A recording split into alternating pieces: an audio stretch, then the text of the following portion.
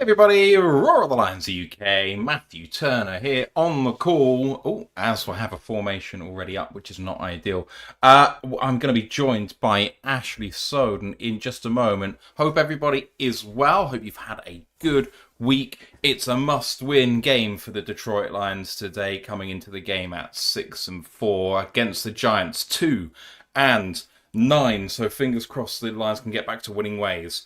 After the loss against Philadelphia last weekend on Sunday Night Football, that was tough to take, but they've got to win what's in front of them, and maybe we don't know anything about the Lions if they win here. We do if they lose. That's certainly panic stations, but just get back to winning ways. Packers are in just 4 days' time, so need to feel good about this one. Of course, the Lions are going back to Detroit, part of a 3-game home stretch against the Giants first up here, and let's run through some of the starting lineups. I haven't had time actually to get the inactives up for the Lions, so I'll read them out now. In fact, I'll wait for Ash, because it's always good to talk with him about what he thinks that means exactly.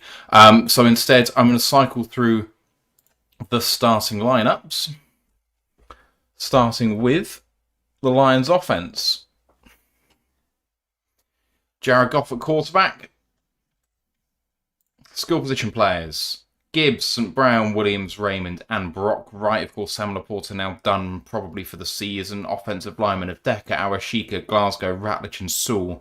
And there is a rumour that Tate Ratledge has cut his hair.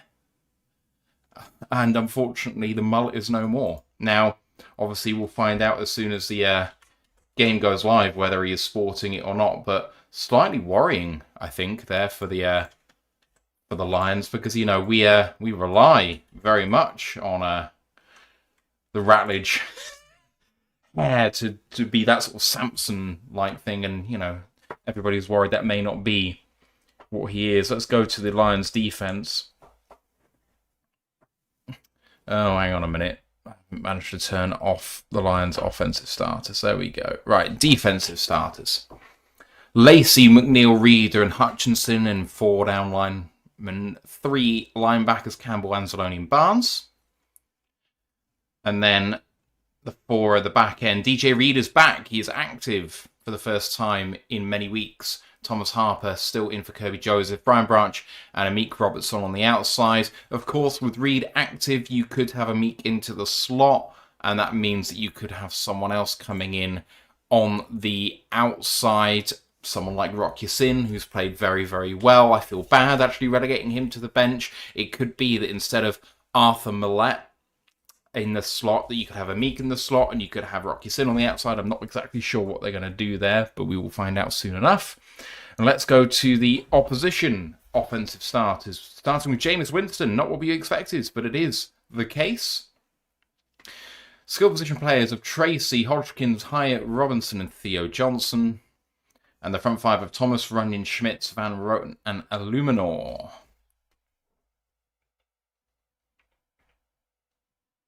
And then on the defense, 3 down linemen of Robertson, Harris, Lawrence, and Nunez Roches. 4 linebackers of Burns, Okereke, Flanagan, Fowles, and Abdul Carter. And then the back 5 of Corey Black, Belton, Javon Holland, Cordell Flott, and Drew Phillips, as the coverage is going live right now to Detroit. How are you guys feeling about the game in the chat?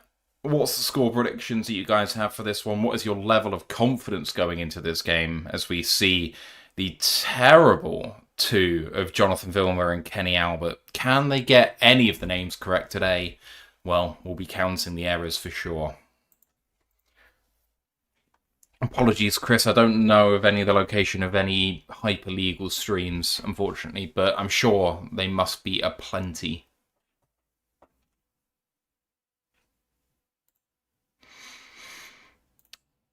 All right. We are probably 4 or 5 minutes away from kick-off here. JS says, feel good. Fisker Tuddy today. Love to see that. Wizard of War saying 30-13 to the Lions. That would be great if possible. My fear with this game is that historically the Lions have always struggled against quarterbacks like Jameis. I just don't want to see us make him look good. He gave 4 or 5 opportunities for interceptions last week against Green Bay. Only one of them taken, the one that mattered right at the end, of course. But Carrington Valentine dropped a couple by himself quite early on. I'm hoping he gives us the opportunity and we take it, because this defense has deserved more takeaways than it's had, and it's been absolutely spectacular most of the time.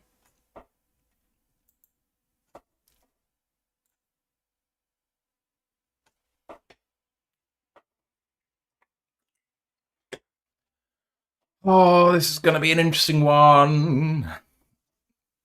Yeah, I don't like these games where you clearly should win, because you know the Lions have it in them to just have a bad game sometimes. And if you're going up against Abdul Carter, that's going to be a scary prospect, along with Brian Burns, who has 13 sacks so far this season. I know that Carter hasn't got his own sole sack yet, but he's played really well low-key on a team that just doesn't find itself in situations where they're in obvious passing downs very often. Big Airy says, Matthew Soto waiting for another host. Ash is coming on very shortly. He has just been having his breakfast. He's working nights at the moment, so this is early for him. It's almost on American time, you might say. Carlton saying he just wants to see the offensive line step up. That would be excellent. I mean, at the end of the day, get the win, no injuries, look good doing it. Fairly easy for me in terms of what I want to see. Attila the Hun saying, since the Minnesota game, my feelings are if they can't beat these teams, they won't win the North or make the Super Bowl, so they have to improve. I trust all the groups outside of the offensive line. Carlton Wood says 38-14 Lions. Attila says 31-17 Lions. I have improved my prediction, I think, from the preview show. I think I'm going to go 45-14. I'm going to be disappointed if this offense can't score 40 points against this defense. This is the worst rush defense in the league, statistically. They're severely banged up. They don't have their starting outside corner nor their starting safety, as well as having Kayvon Thibodeau out. So, yeah, it's going to be an interesting one there. I don't actually have the blooming Giants inactives to hand. Let me see if I can go and find those.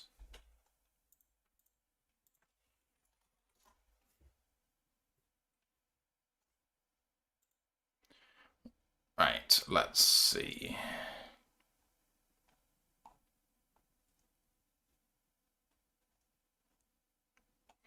Well, that's just not very useful, is it? So let's read out the Giants inactives then, since we don't have a fancy graphic for it. Quarterback Jackson Dart doesn't go. He's got a concussion, obviously a big loss there. Other one on offense is the tackle James Hudson III, who is down the depth chart. He doesn't go. Then outside linebacker Kayvon Thibodeau went 5th in the draft. That Hutchinson went 2. He does not go today. Didn't go last week either. And then Deonte Banks, the first round corner from a couple of years ago, does not go. Unexpected. I think most people thought he would go. He's also the starting kick returner. And then Paulson Adebo has been struggling. He is out. And Tyler Nubin, the safety, he also is out of this one. Nubin, of course, was the second round pick in the 2024 draft. I'm a big fan of his. So replacing those guys, at corner, you've got Corey Black for Paulson Adebo, and Deonte Banks isn't a starter, but you've got Cordell Flott, who's been their sole good secondary player pretty much all season. For Tyler Nubin, starts Dane Belton. It was pointed out in the Discord channel that maybe isn't a massive loss, that Nubin hasn't been much worse than better than Dane Belton. I disagree. I think Belton has been, at fault for quite a few of the touchdowns that they had last week against them. So it's one of those. Maybe they're just both not very good, but yeah. What else have we got here? Lions want to go 14 straight wins after a loss. That would be a heck of a record to have.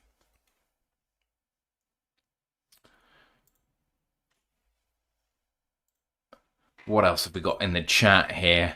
Wizard War says we can't beat any team at 80%. You have to be 100% every week. I completely agree. Attila says if they score over 40, I will purchase your highest membership. We should score over 40, Attila. We really, really should. Fred says, let's go Lions. Love it. Chris Brown says 34-17. defensive turnovers lead to easy rushing touchdowns. I can see that for the benefit of the Lions. PK Jr. says, yeah, that's all fair. I just hope it isn't too physical. That might be asking a lot with Giants D front. They do bring it in that regard, obviously, with Dexter Lawrence and the two outside rushers, but they've really struggled with their defensive line so far this season. It's been really disappointing, actually, as an impartial observer of this team. You know, I saw everything they'd done in the offseason, and for their sake, I hoped that they, you know, would make big waves in that division and make it a 4-horse race, but they really have been poor. To the point where Dexter Lawrence, you know, they're talking about the fact that he has had a regression. I'm not sure that's entirely fair. It's just that he's relied on people around him to be good too and to finish off the opportunities that he's creating for people, and that hasn't been the case. The Lions defer after winning the toss, apparently, so we're going to be seeing the Giants on offense. And the kickoff is about to commence with Jake Bates going to kick away from the 35. Sits his arm up and the kick is away down the middle. And it's going to be recovered at the 5. And coming forward now with good blocking and tackled at about the 30, down at the 31 by, look like Jack Campbell. First down and 10 at the 31 coming up for the Giants.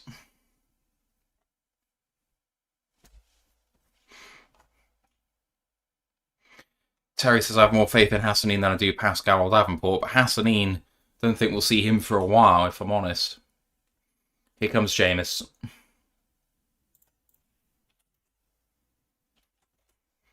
First down and 10 at the 30. Jameis under center in 12 personnel. Tight ends in motion and a fake first up pressure, and he's hit, and a nice delivery over the middle to Darius Slayton. I didn't realise he was active, if I'm honest. I didn't have him on my graphics. Duh. My fault. Anyway, first down and 10, but a hit on Winston first up.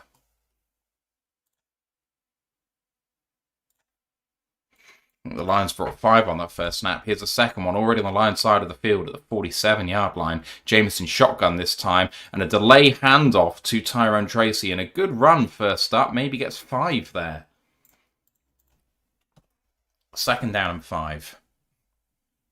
The Giants are going to try and run it down your throat. It is the best part of this offense.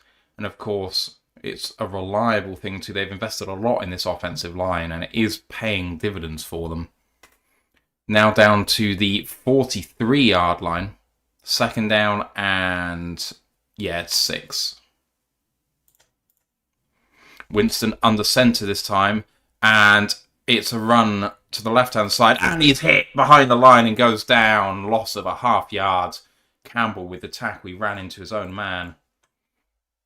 It's going to be third down and 7 after a loss of 1. Chance for the defense to get out of here. It might be in field goal range as Ashley Soden is about to come into the building. Here he is as Jameis Winston is in shotgun on 3rd and 7 at the 44-yard line. Changing the play with 8 seconds left to get this off. 5 seconds to get this off. Winston surveying and asking for it. And Hutchinson times the snap really well. Winston panicking, throws it away. There is a flag. That's going to be on the Lions, I think. Illegal contact while the quarterback was in the pocket. Something like that, yeah.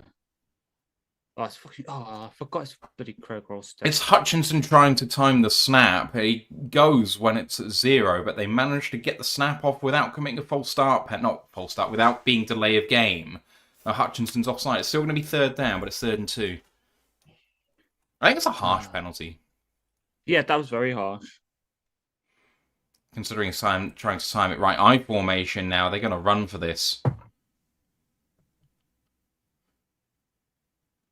Takes a snap and it's a toss play to the left-hand side. It's going to be a fake and Aleem's after it. And oh, it didn't get him. He didn't hit Winston and going down the field for an all. Touchdown, Giants. Fuck's sake. What the... Trick play with the toss to Tracy, toss back to Jameis, deep ball down to Wandale Robinson, and it's a touchdown for the Giants, my word. I tell you what, Wandale Robinson got a long way behind the defense. It's a good throw back to Jameis. Aleem was so close to hitting him, and Thomas Harper and Amik Robertson can't get there. It was a good attempt to try and knock it free from Amik. But oh dear Lord. PAT coming up now. And it is good. 7-0 Giants after an opening touchdown. Ash, are you about on time with me, or am I ahead of you? Literally like half a second, so it's not a massive deal. Right. Can't there's two players back there and nowhere near him. I mean, it's one of those, though, where they're throwing that against us because they know that they need to do stuff like that to win. And because there's a toss to Tracy on a short yardage situation, the safety's trying to come downhill to stop him. And frankly, we only had 2 defenders out there. We probably could have had the first down pretty comfortably. Yeah. They just came. They've came to play. Simple, because I know obviously their first play was a big completion. They've hurried up to the line to try and use tempo, which I know was an issue against Washington. They've came with a good game plan so far, but of course, as we've seen with many teams, obviously the one we keep pointing out is the Bears. First 10 to 15 plays usually work for a team, the scripted ones. So what happens after that now? At the end of the day, the drive only got extended because Hutchinson tried to time the snap. If he hadn't been offside at the snap, they're punting.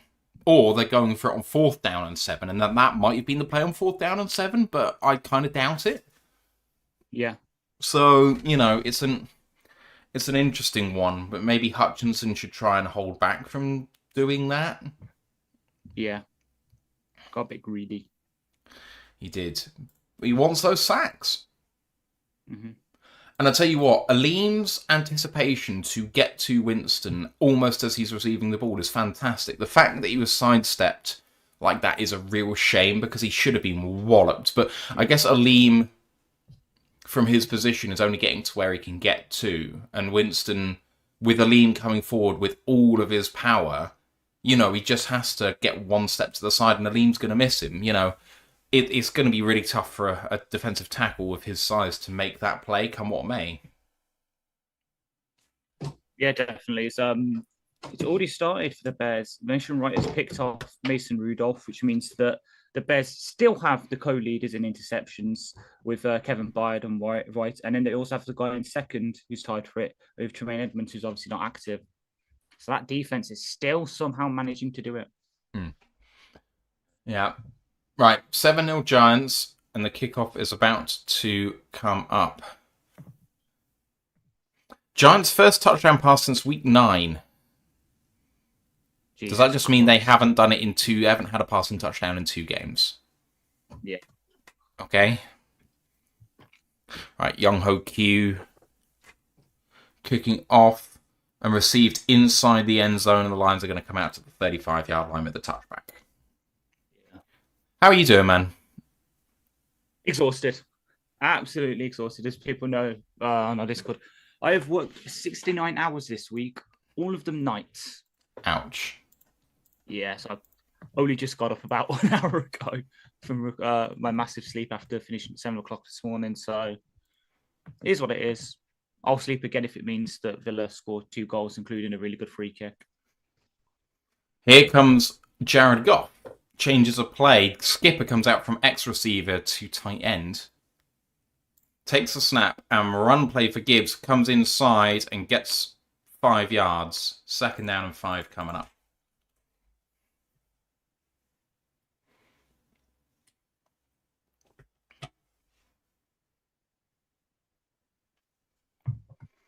Anthony Fitzpatrick says, I met a beautiful woman today. I said, damn girl, are you NC State's punter? Because my feelings keep bouncing back to you. I love it. Here comes Goff. Got a man in motion, and it's a handoff to Gibbs. Tries to come out the right-hand side, and he manages to get away from his guy. He's going to be about half yard short there. Good tackle by number 97 of the Giants. That's Dexter Lawrence. Yeah, sexy Dixie. Going to be a yard shy. Bobby has got to answer back now. Yeah. I don't feel any pressure to need to get ahead of ourselves in this game. We should have the quality to go toe-to-toe and completely blow this team away. So I'm not going to be risking anything massive here, if I'm honest. I formation here, and Goff with the fake, and he's going to throw for it inside to the tight end, Brock Wright. 5-yard gain out to the 48-yard line of Detroit, and first down and 10. Nice to see Brock Wright get in on the action as the primary tight end of this team now. Yeah. Time to prove he can be the guy.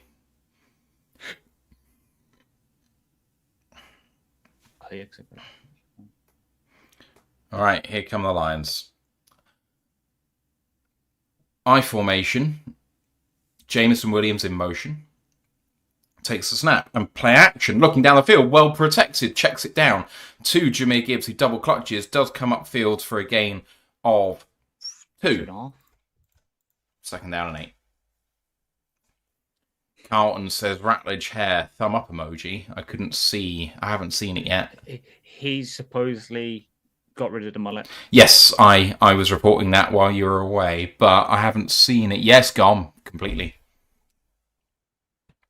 Second and 8. 10:40 to go in the first. I formation again. Goff. Toss play to the right-hand side. And loads of room out there for Gibbs. It comes inside, beats one man. Now gets contact to the lines again. It gets away from him. And gets himself about 11 yards there on second and 8 and another first down. Good play design. Have the Amon-Ra motion to get the linebackers moving one way, toss it the other way. And then Brock Wright going forward with a really nice tackle. Gibbs with great contact balance there. Running over 33. Demetrius Flanagan fouls. I did laugh this week at the Detroit Lions Breakdown podcast because, bless Eric, he can't pronounce the names. It's really funny. Vertical toss play to Jahmyr Gibbs, drops the shoulder, gets down for about 3-yard gain, second down and 7. You have real trouble with Demetrius Flanagan fouls. It made me laugh so much. Anthony Fitzpatrick, I'll just read this one out as well, says, the noise made on your average FSU special teams play. Yeah. Right, 9.5 minutes gone. Still Gibbs in the game. No Monty as yet. Second down and 7 at the Giants' 36.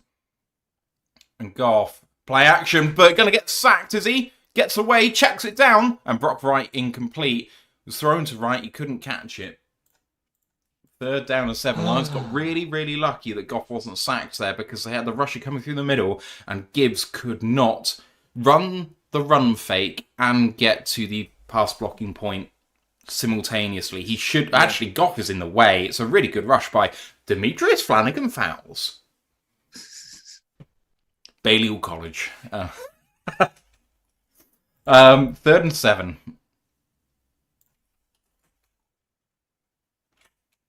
Goff in shotgun takes a snap. Looked like a false start there, but not called. Goff gonna get sacked, and he's out of field goal range now. Goes down. At the 43-yard line, and who is that? Number 91. Darius Alexander. Oh, wow. He's done nothing so far for the Giants this season. He beat Arashika with the hand fighting, and Goff really should have got rid of that ball a bit earlier. Mm-hmm. He comes back to Mac country, and suddenly we get Toledo, Darius Alexander back. So the Lions are now punting. Yikes. Okay. So, Jack Fox, the man himself, called into action. From the 44-yard line, it would have been a 61-yard attempt from here. They declined that to pin them deep. And that is a delay of game.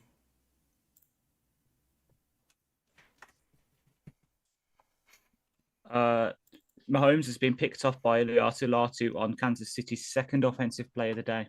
Love it. Latu as well. Edge player. Yeah. Yeah. They're now obviously like their first and goal from the KC1. Oh, I love it. Now whistles. What's this?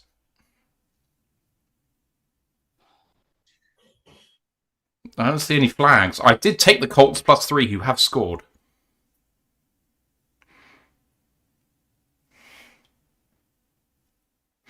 I also took the Bears -2.5, the Seahawks -12. They're 3-0 down against the Titans, and I've taken the I've taken the Vikings +6.5. Why did I do that? I don't know why I did that. DJ Moore touchdown for the Bears is 7-0 up. So punt is away. Fair catch called for at the 8 and taken. And decent punt. All right. So, time for the Lions to hit back. So, the Bears go 7-0 up. So, I have them -2.5. Seahawks -12. Vikings +6.5. And the Colts +3. All of that is in currently, apart from the Seahawks. Returns about $350. Would be a nice win if all of that comes in.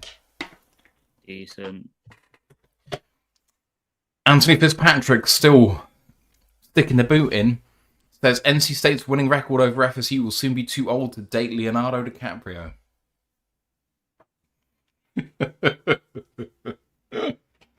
Oh dear. I love it. Right.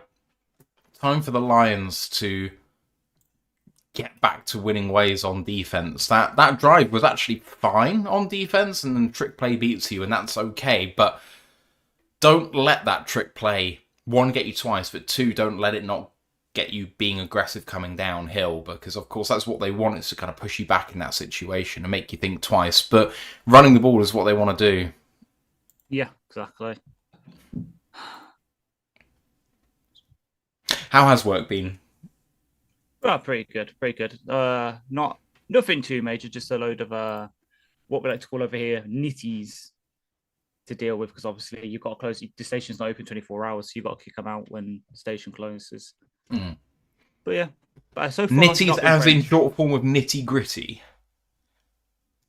It's kind of, yeah. Okay. But yeah, hopefully we'll probably be signed off in security this upcoming week, and then it's onto passenger assistance. Yeah. And proper work. What does that mean? So like, let's say there's a passenger on the train, the wheelchair, and they want to go to like London Euston, that kind of thing, helping those accessibility, making the trains more accessible for people. Makes sense. As you can hear, my dogs have probably now seen the score and they're upset that we're 7-0 down. Apparently the Bears have had another defensive interception. What? Oh, maybe it's Hillary talk. It looks like it's still kickoff to me on... Yes, they'll kick off after the DJ Moore touchdown. Oh, it may be referring to the previous one. I don't know. Right, come on, Vikings. I think you're dead and buried as a team, but I want you to beat the Packers here, please. Right, here come the Giants, and... Come on. Malcolm Rodriguez in the game. Hell yeah.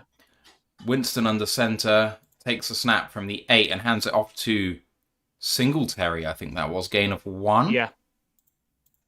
2nd down and 9. Good tackle up front by the Lions. Hello to Teppo Cortalainen, said, what did I miss? Nothing good, I see. Well, trick play for the Giants for a touchdown, and then the Lions got on into the Giants side of the field but stalled out, unfortunately. Quick opportunity here, though, for the Lions to get back to where they need to be. 2nd down and 9. Lions fans are loud out there. 2nd down and 9. Come on, D. Winston takes it and hands this one off again. And a big gap to be hit by the defense. And a nice tackle at the line. Jack Campbell, the best run-defending linebacker in the NFL. Great stuff there. Definitely. This is what we kind of... Well, obviously, touch wood, it does happen, but a 3 and out within their 10 would be good. Might get some nice field position. 3rd and 9, an obvious passing situation here for the Giants. This is Aiden Hutchinson's territory here. Man in motion is number 17 for the Giants. And asking for it and gets it. Max protect and throw to the outside and towards DJ Reed. and incomplete. 4th down and 9, and the Lions get off the field. Come on now. Really good stuff by the Lions defense. One play got them, but otherwise they were going to be 3 and out on the first drive, and they are 3 and out on the second. Yeah, I was just looking at the secondary in that play because obviously with the return of DJ Reed, it would have been interesting to see what we're doing. It seems on base downs, it's a Meek and DJ Reed on the outside, but when we go into nickel, and Meek is sliding inside to cover Wandale Robinson, and we bring it on Rock as our shanked punt goes out at the Lions' 46-yard line. So good field position to start here for the Lions. Thank God. Now we need to capitalize on it. Absolutely. PK Jr. says, whoa, Giants kicker looks majestic. He is the Scottish Hammer, and he has been one of the better punters in the NFL for some time, but that was not a good one. I think, really, when it comes down to it, punting is about a couple of different things. It's about power, it's about hang time, and it is about consistency, because what is going to tank your punting average is shanking one for 15 yards. Yeah. I guess just he's still feeling that hangover that all the tenants he's had to drink this week with Scotland making the World Cup.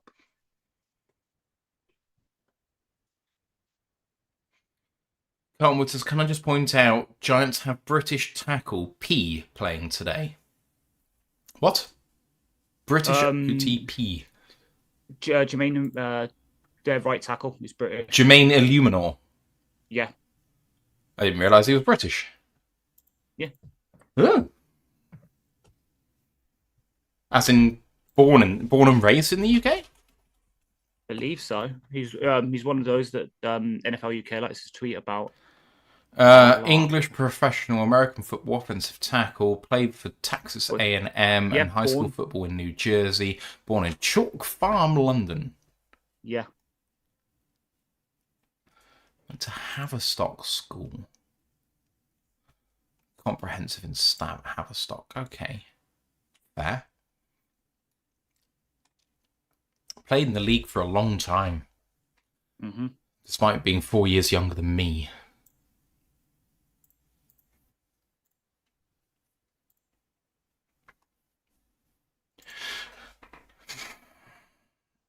Right. Time for the Lions to get this done now. Get back on terms. Have the defense out there again.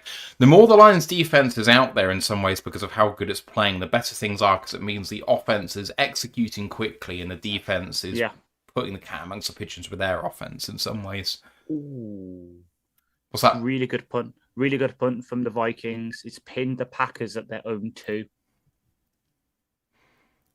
KC are putting together a good drive against the Colts, 2nd down and 1 at their 32. Patriots are behind 3-0 against Cincinnati. Right, here come the Lions. And it's, oh dear Lord, jet sweep by Gibbs straight into trouble. A loss of 2 or 3 on the play. Great starting field position at risk of getting squandered here. 2nd down and 13, maybe? Anthony Fitzpatrick with yet another jab says, Ash seeing a dodgy punt. Didn't we do this yesterday? A la Groundhog Day. Right. Yeah, yes, we did. 2nd down. At least this time it hasn't bounced off someone's fucking snaps head away. Goff looking over the centre, coming upfield, going to throw deep and incomplete towards Amon-Ra St. Brown. Well competed for by number 28 of the Giants. That should have been completed. Cordell Flott with a good bit of coverage there. 3rd down and 13.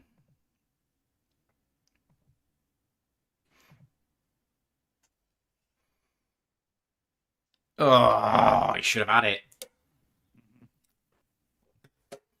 And Brown has been struggling of late with his swollen hand. 3rd and 13 at the 44-yard line of Detroit.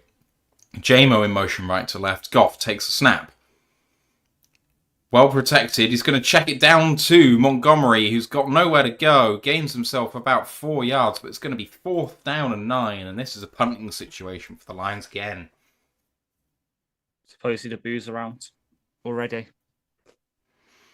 I heard some light booing there, but Yeah, loads of the beat reporters are tweeting that the offense is getting booed off the field. So Tepper calls Land saying, what's going on with the Sun God? People getting... PK Judy says, I'm beginning to get concerned about him. Mark B says, St. Clown, which is pretty harsh.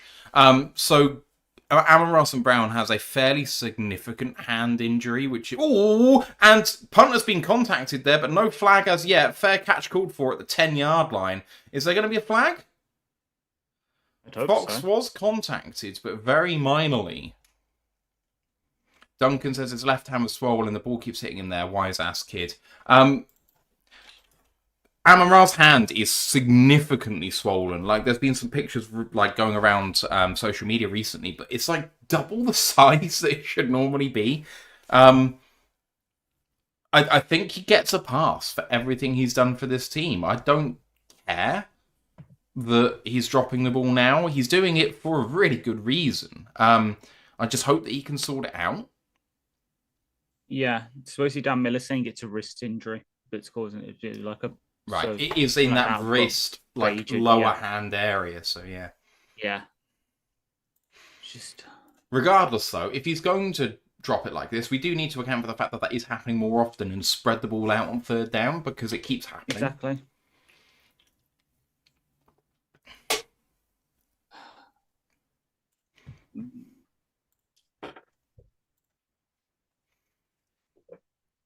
I don't really understand why we're trying to do stuff like jet sweeps. Because the Giants are aggressive coming downhill, and they're not actually good at gap integrity in the normal run game, and we were gashing them in the first drive in the run. Just run the ball. Don't do any of the fancy shit unless you have to. Make them respect the fact that you're going to run the ball at them. Yeah. I know I tweeted out, because obviously didn't do a game preview this week for obvious reasons, but I know they're not good against the short passes, but that's because the exact reason you just said. You get them to respect the run, and then you hit them with the sort of short, quick passes that go against their aggressiveness. It's been a lot. I know a couple of them have been check downs when stuff downfield has not been open, but they're doing well to force us to go to the check downs, to go to Monty, to go to Gibbs. People in the chat just saying, why don't we just rest Amon Ra if he's going to be playing like this? And so the problem that I think he has with his wrist, I don't believe it's something which fixes itself particularly quickly. So in some ways, unless you want to put him on injury reserve and rule him out for the next 5-6 weeks, I don't, and that might not be enough, that he either plays through this because he can, or you shut him down and just say, you know, if you're going to make these drops, then we can't rely on you. Thank you very much, but we'll see you next year. And I don't think either of those things are what they want to do, to be honest, but... Yeah. Right, from the 10-yard line, here comes the Giants.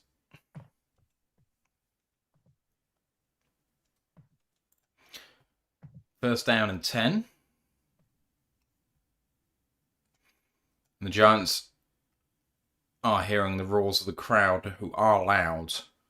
Winston under center, single back set.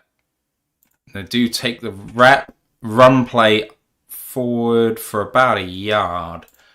Devin Singletary for a 1-yard game, second down and 9.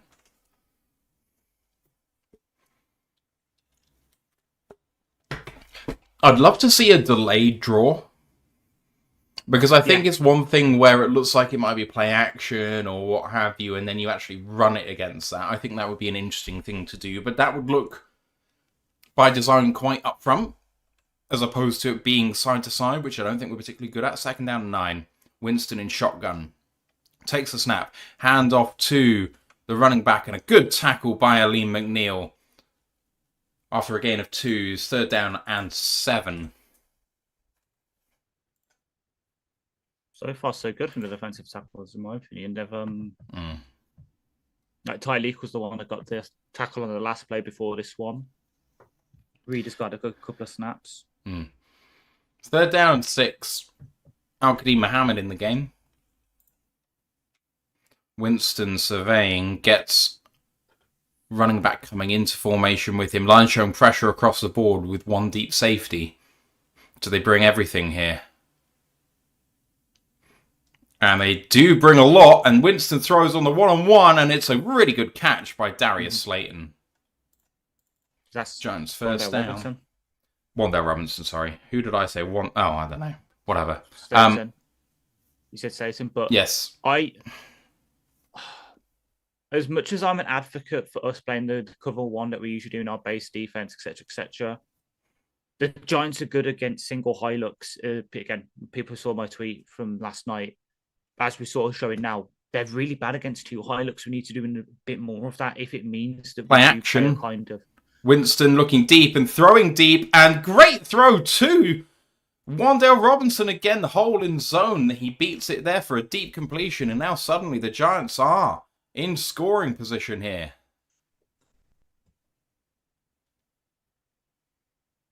Great. Oh no, yeah, that's a one high look technically because Branch rotates down into the bloody box. Great. Branch just completely beaten. Yeah. Don't know what happened there, but Branch just looked like he was a pedestrian on that play. First down and 10, and the Giants look good doing it. Need to get this play off, though. 4 seconds. I formation. He's going to struggle to get this off. Does get it off. Running play in I formation to the left-hand side. Really good tackle there. Last-ditch effort by Jack Campbell once again after a 1-yard gain. If he didn't make that tackle, that was going big yards. Pending BAT, but the Steelers have just scored a touchdown. DK Metcalf receiving touchdown. Second down. Kick. Second down and 9 at the 32 of Detroit. Winston in shotgun in empty. Looks like it's going to be a screen, but it's a fake of that, is it? And he's throwing deep. And, towards Wandale Robinson. There's a flag on the play for Branch's late hit. Branch making the only play he can from that situation, but because it's a defenseless receiver, he's going to get pinged for that every time. First down. Got fined for it this week.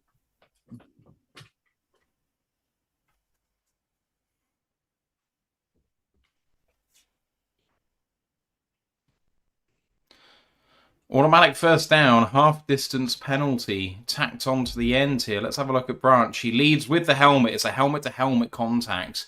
That is going to be called every single time. If you're going to make that play, lead with a shoulder, man.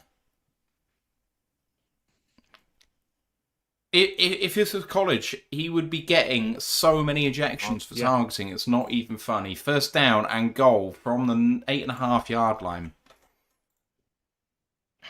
I formation, takes a snap, running play through the middle. Lions only just got there after a gain of 3.5. It's going to be second down and goal from the 5. Sean says, season over as always. I mean, saying that about a plus 500 team seems mad. However, losing to this Giants team would really feel like the season is on that way. Mm-hmm. Second down and goal from the 5. Shotgun with 2 receivers to the right-hand side spread out. It's going to be a run play. And really good strength shown by the outside man there for Detroit. Who's that? Barnes, yeah. It's Derek Barnes. Gain of 2. Third down and goal from the 3. Wandale Robinson coming out of the game. It looks like they're going heavy here. Oh no, Wandale Robinson coming into the game, sorry. 106 yards receiving in the first quarter, most by any receiver this season. Third down and goal. 20 seconds to go in this first quarter.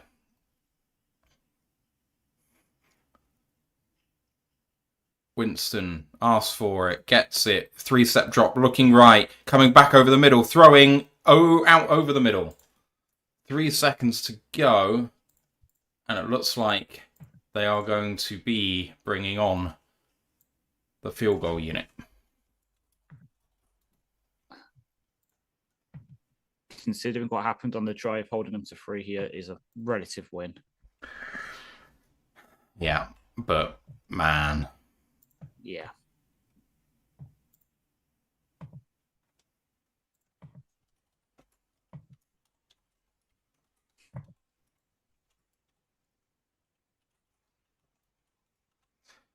Field goal attempt is good. 10-0 it is.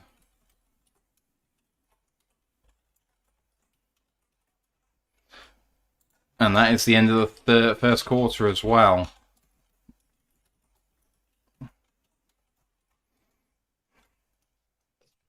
concerning first quarter, I think it is fair to say. Right, here is the stats at the end of the first quarter. If there was actually scores on there, that would be a good thing. Giants lead 10-0 off the back of Jameis Winston having 5 for 7 for 129 and a touchdown. Tyrone Tracy has 7 carries for 14 yards. The Lions have done a really good job against the run. And Wan'Dale Robinson, the beneficiary of that one deep throw, 4 of 5 for 106 yards and a touchdown for the Lions. No scores yet. We're the Eagles, apparently. Sorry about that. I don't know how I've managed to do that. Goff, 3 of 5 for 11. Jameer Gibbs 5 for 19 and Brock Wright 1 of 2 for 5. Run David Montgomery, run Jameer Gibbs. Don't do anything else until they prove they can stop that, please. Ash, how you feeling? Not great, is it? I don't know what's up with the offense. Just it seemingly regressed. I know obviously we had the really good game against the Commanders, but it's starting to feel like that was kind of like the Bears earlier this season, where it's a perfect matchup for us and we just execute right. Right now, the execution is just not there on offense and defense. It's doing its best, but they can't handle Wan'Dale Robinson. They just can't.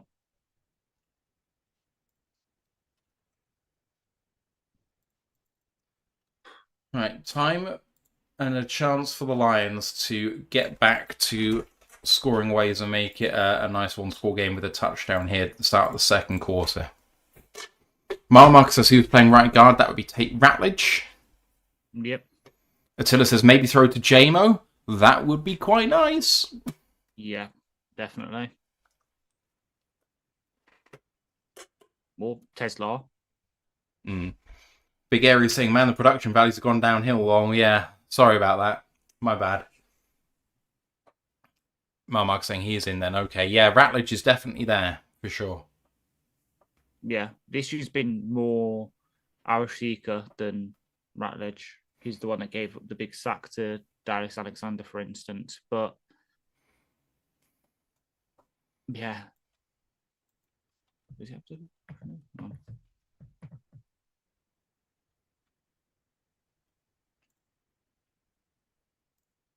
All of our runs pretty much have all come off that right-hand side. According to PF, well, all the Gibbses at least, most of the Gibbses, he's had one through the A gap, on the left A gap. And Return one, of the that jet suit. Kickoff here. Nice blocking up front by the Lions. Bit of a gap down at the 35-yard line for Jacob Sailors. Nice.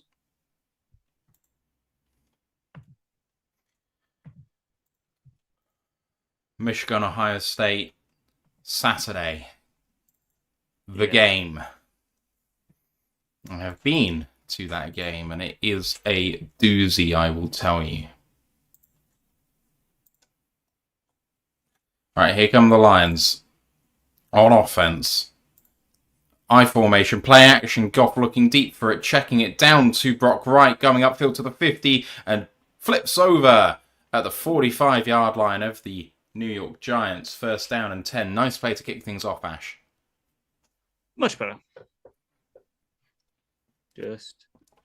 That is what he needs to do.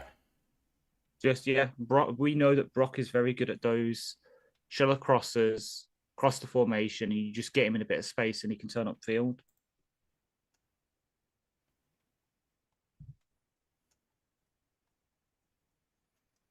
Right. Goff. Play action again. Maneuvers away from pressure, throws it over the middle to David Montgomery, who gets down for a 9-yard gain, second down and 1. Yeah. That was a good play. Yeah. Even though it was a check down, it did what it needed to do.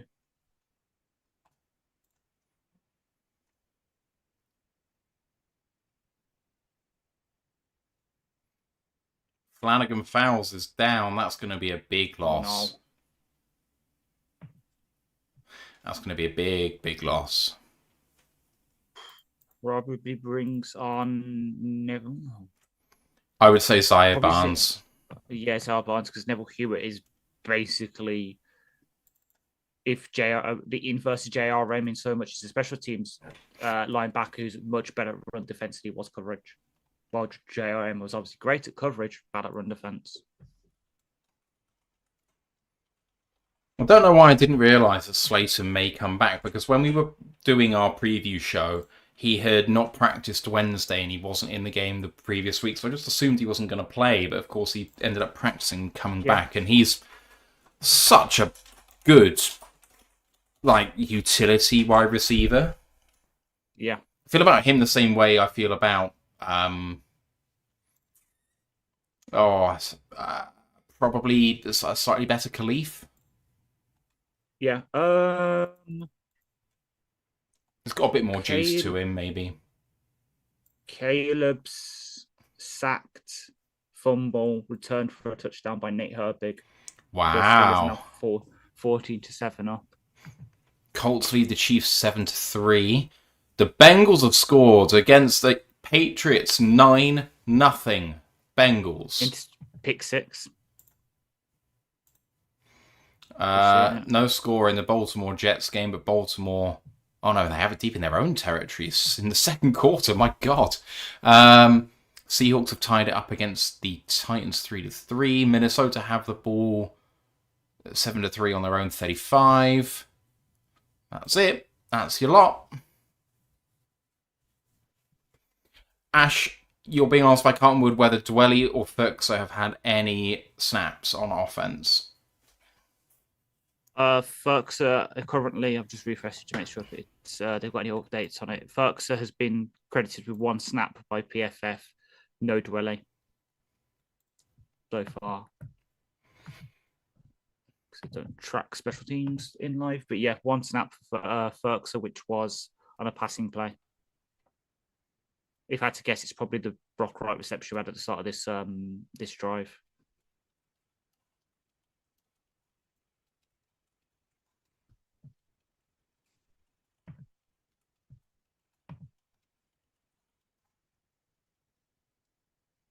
All right. Lions take the snap and hand it off to Monty up the field for a gain of 3. First down and 10.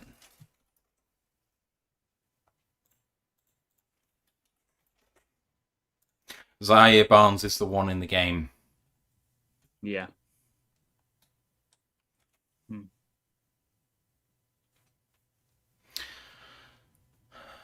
At the 33-yard line of the Giants, Monty is the back. Amon-Ra in motion right to left, Goff under centre. Takes the snap and play action. Plenty of time. Throw over the middle to Amon-Ra and Brown. Makes the catch and makes one miss and gets all the way down to the 15-yard line. First down, Lions.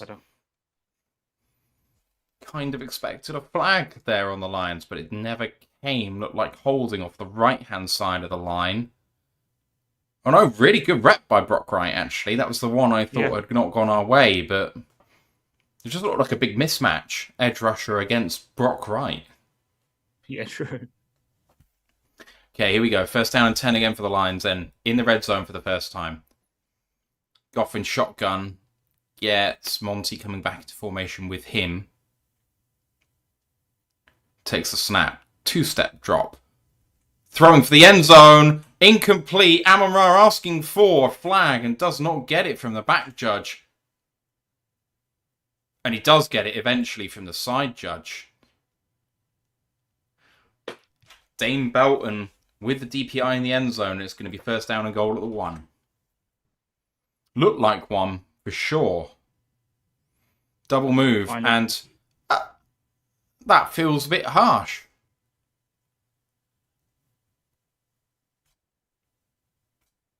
That is our first DPI call of the season. Only week 12. I know. First 10-point lead. Wow. Sorry. First down and goal at the 1. I know people complain about the whole us not getting a DPI thing.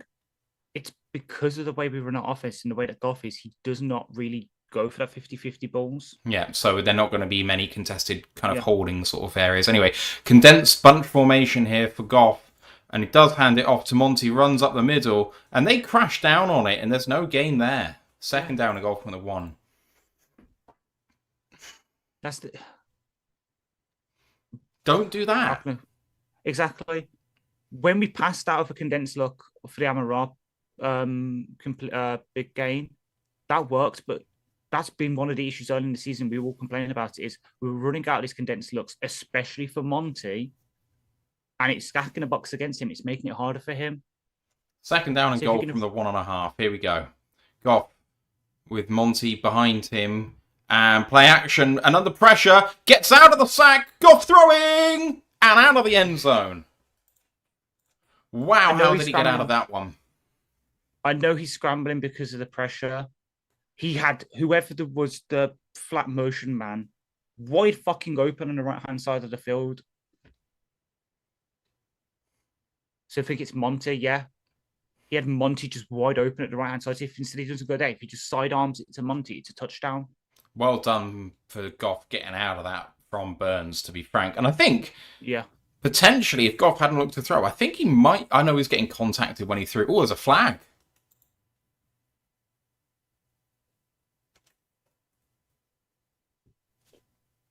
What? Intentional grounding thrown on Goff, but he threw it. Did he not throw it towards the receiver? What?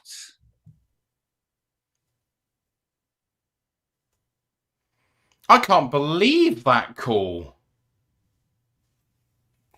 Wow.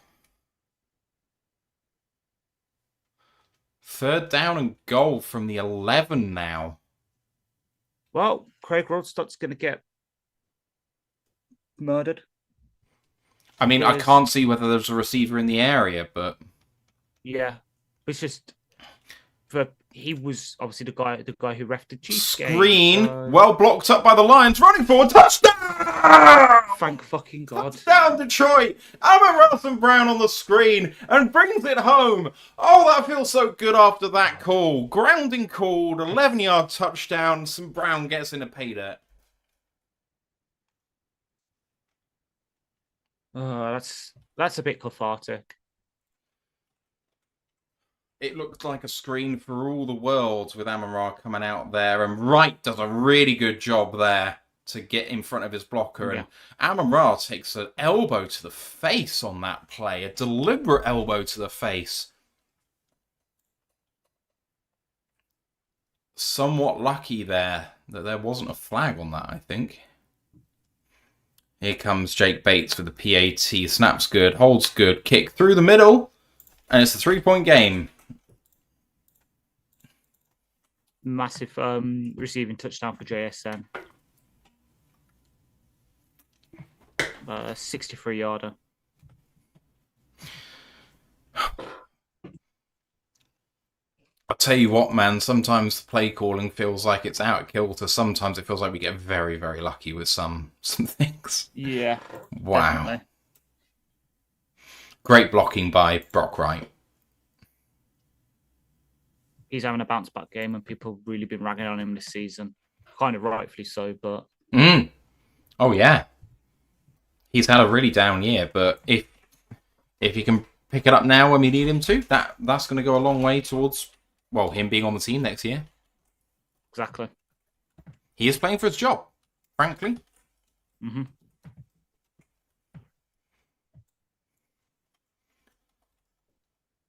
Good way to keep the Giants off the field there. A nice long drive, and our defense can now come out fresh, ready to go. Hopefully find a way to bloody cover Wandale Robinson. Yeah, he has been incredible.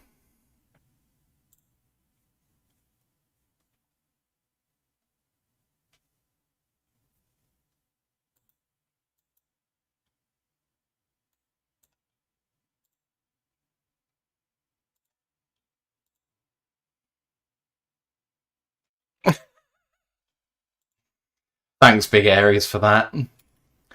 I don't know, Ash, if you've got Twitch up, but I don't know if you've seen my stupid mock celebration, but... Let's have a look. Experiment says we got a DPI call and a screen in the same drive. There we go. PK Jr. says, I'm sorry for ever doubting the God. Duncan says, I'd like to think they're experimenting. I wish they were, but I don't think that they're holding anything back, to be honest.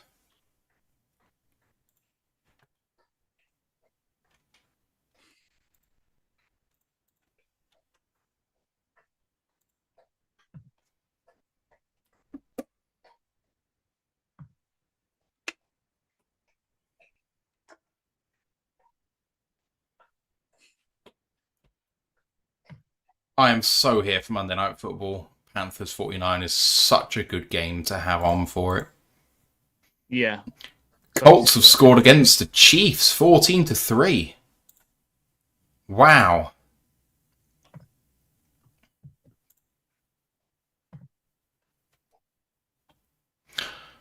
The Jets are in field goal range against the Ravens to take the lead. 7.5 minutes to go in the first half as Bates kicks off for the Lions. And this one is going to be 3 yards deep and away they come, coming towards the middle. And good blocking and well taken down by someone. Couldn't catch who that was, but good tackle by the Lions there. And the Giants coming out to the 30. Tyra Sweet. Thank you, sir. Duncan says we are behind the odds by 15 points now. Even more than that, unfortunately, with the odds that I saw. I saw 13.5 by the time I think we went live. So that would be 16.5 points. But we've got 3 quarters to do that. Here come the Giants then. Takes a snap and play action, looking for it all. Pressure up front and checks it down to Tyrone Tracy with all of the room in the world. Beats Branch. Finally, the Lions hustle back. But my word, what a play. What is going on here on defense? They brought absolutely everything, and Tyrone Tracy leaked out and had no one around him at all.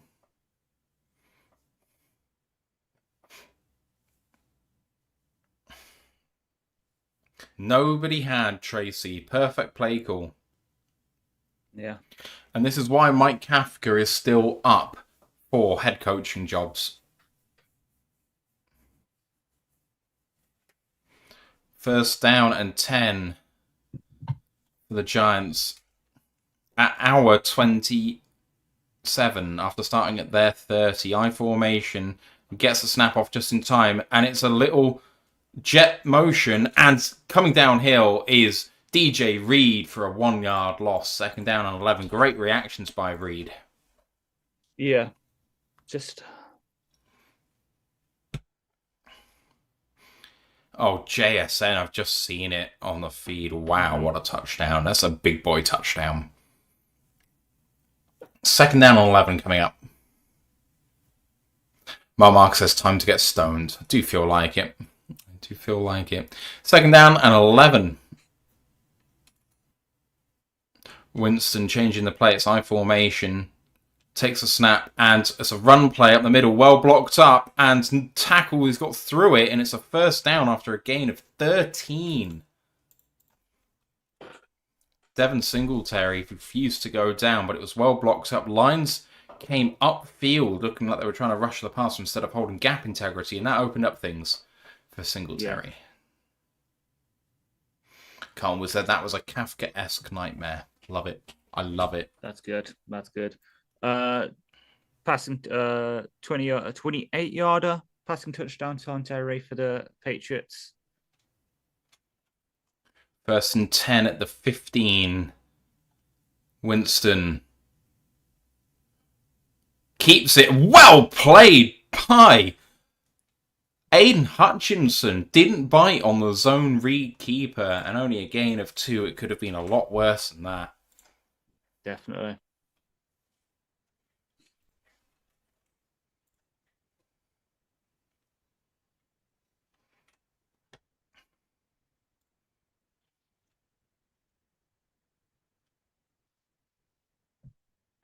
Second down and 8. 8:45 to go in this first half. Winston.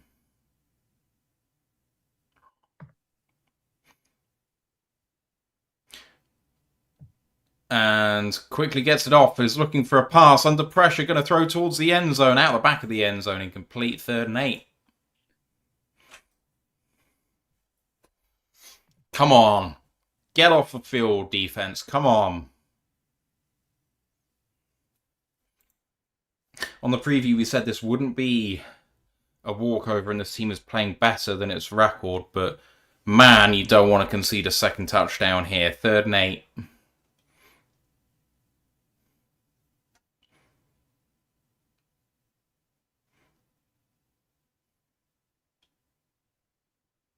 Whistles come in. Timeout, Giants.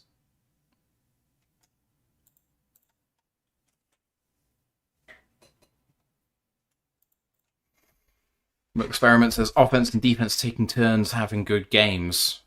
Are you suggesting that the offense is having a good game right now? Duncan Stewart saying interception would be awesome, just to hope it. It seems like it's been a while since we've had a kind of... But when was the last time we had a pick six? I don't even remember. Was it Kirby? Feels like it could be. I don't think we've had one recently. They're down an 8 as we come out of the break. And Winston in shotgun with no one around him. Lies look like they're only rushing 3 here. Winston aggressively calling for it and gets it. No pressure at all, throwing over the middle. What a catch! What a catch for a touchdown. Wow. Isaiah Hodgins in the back of the end zone. Got the knee down. 1 foot, 1 knee. That's a touchdown.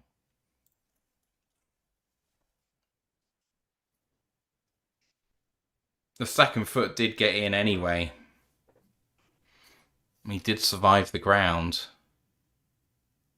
Your favourite linebacker's been ruled out with a neck injury. PAT is good. 17-7 Giants lead. Who's my favourite linebacker? Demetrius Flanagan-Fowles. Yeah. We'll regret not calling that name for the rest of the game. Big Airy says defense hasn't had a lot of turnovers this year. I don't feel like that's true.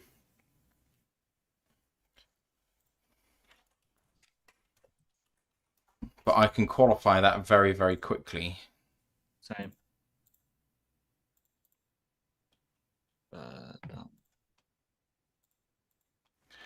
Right, so the Lions on defense have forced 12 turnovers so far this season. That is 12th in the NFL. 8 of them have been interceptions. That's 11 in the 11th in the NFL. Yeah. Defense ranks first in time of possession allowed per drive. It's pretty exceptional.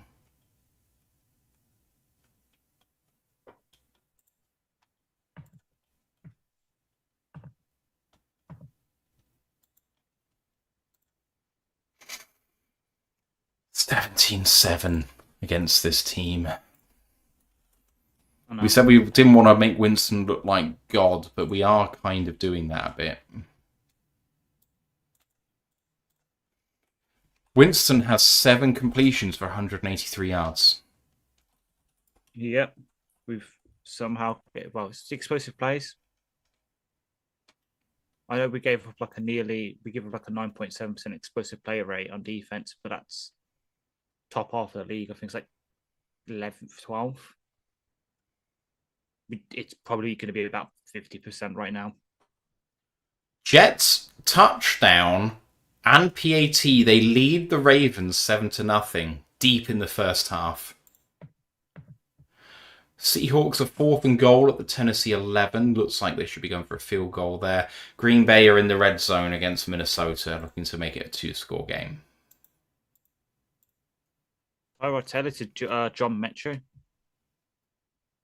Oh.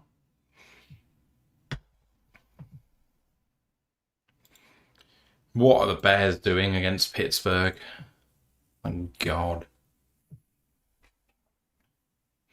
Hodgins, who had an incredible day last week, he caught 3 fourth downs for first down, and was really, really clutch. Here comes the kickoff. Recovered at the 1, and here comes the return. Bit of a sickening hit there, down at the 29-yard line.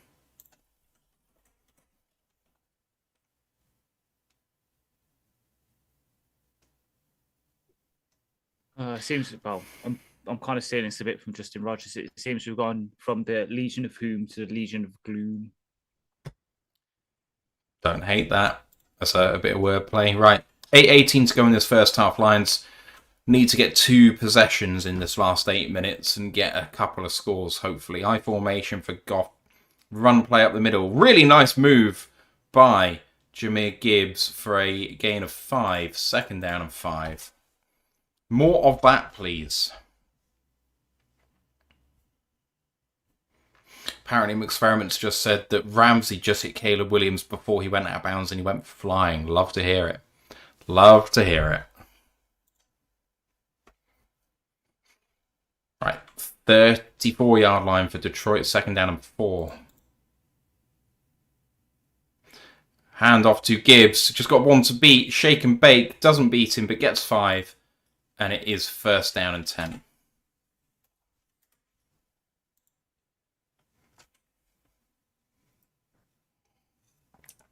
Duncan says, let's carefully use up 6 minutes and get 7 points. I disagree. Let's use up 2 minutes, score, get a 3 and out, and score again. Yeah. And then get the ball to start the second half and score again, and we'll be in the lead. Mm-hmm. It's just that easy.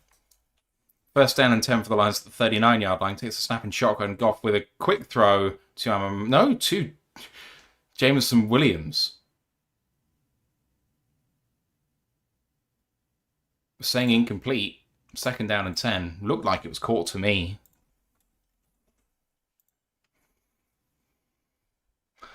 Probably wouldn't waste a challenge flag on it, though.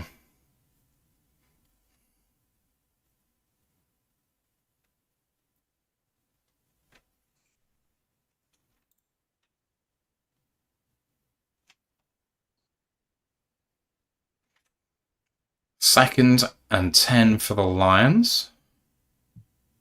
Only 5 seconds to get this off now. And that's going to be a timeout, I think. Yeah. God damn it.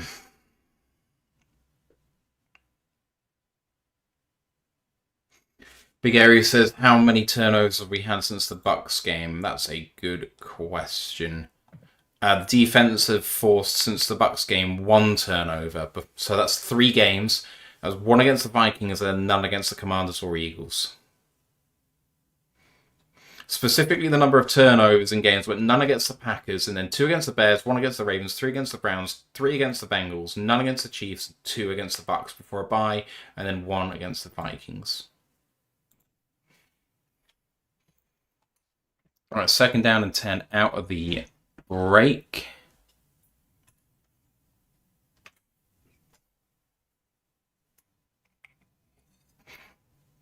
I mean, at the end of the day, if you can kill 7 minutes here and take a touchdown and then score the touchdown after the break, you're in the lead. Yeah. Goff changing the play, wasn't empty. Gibbs is flexed out as a wide receiver. There's no running back in there to block. Goff's got to get rid of this fairly quickly over the middle and incomplete. Good hit on Jameson Williams by number 46 of the Giants. That's Zaire Barnes. 3rd down and 10. Not a good throw by Goff.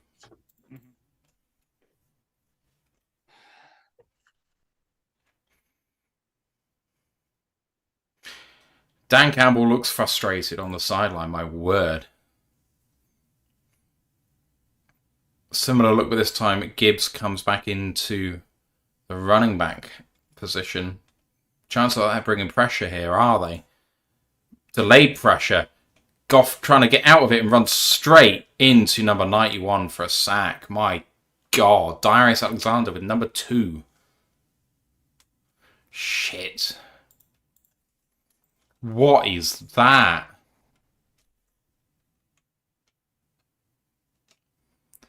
That is terrible play by Goff.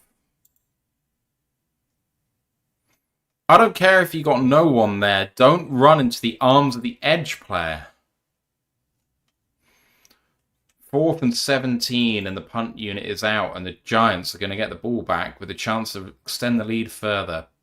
Fox with a boomer and punt return coming out and there's a flag as well. Tackle the 20-yard line. 25-yard line? 20-yard line? Jonathan saying this interior O-line is dreadful, but the interior held up there. He ran into the fucking edge. They're probably holding on a kicking team. The receiving team, I mean.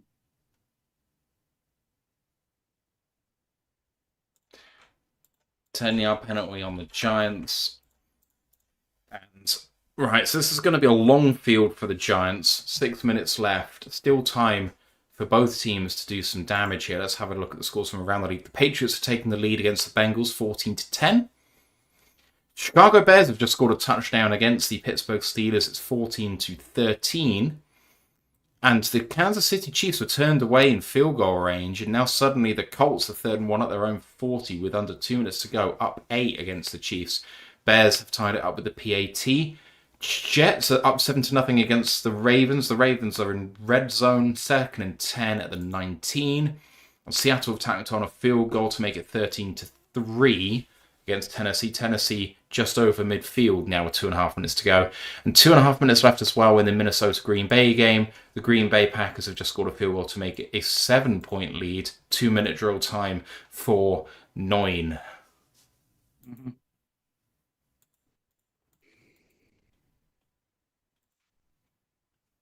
Seems the Patriots score. The latest one was a pick 6 by Marcus Jones. Good player.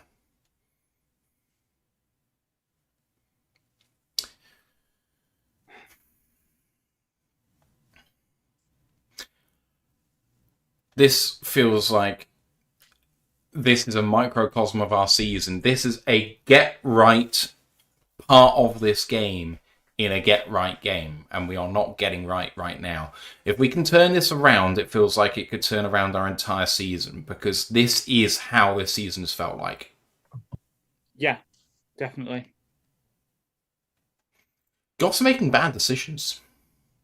Yeah. And the defense is regressing a bit to the mean.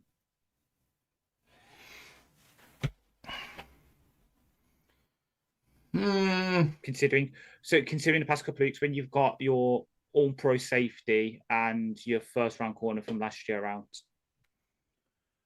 I don't even know whether I'd say they're regressing, though. It's just one bit of bad recognition on the trick play, and then one blitz gone wrong against Tyrone Tracy. The rest of it I can excuse. The quick out to Slayton, the quick out, the touchdown to Hodgins, it's just good throws and catches. But the Tracy 42-yarder is just perfect play calling against a bad play call as far as I'm concerned. And having no one accounting for the running back is just not on. And then the trick play is what it is. You take those 2 plays off the board. And we've still got 2 back-to-back plays of that went for 53 yards to Wandale Robinson. Right, from the 12-yard line, here come the Giants. Winston takes a snap and handed off a running play up the middle. Anzalone tracked him down, and fortunately it wasn't any more than a gain of 3, 2nd and 7. I think it was going into the end of the last offensive drive for the Giants.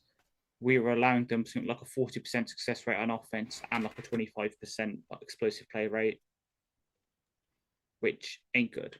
No. 2nd and 6 at the 15. Winston with the delay handoff again and well blocked up. And can he get the edge? No, but he goes out of bounds after gaining 4. 3rd and 2. Duncan says, what are the Giants' weaknesses? They can't defend the run, and their DBs have struggled to cover in man coverage when the run has been established, and the run has killed them all year. The fact that we're not running as much as we should is insane. The run looks like it's worked when we've done it too. 3rd down and 1. Looks like it should have been 2, but he got a bit extra there. Interesting formation. Run up the middle, and he is not there. He is stopped short. It's 4th and 1. Good tackle by Roy Lopez. And the Giants are punting on 4th and 1.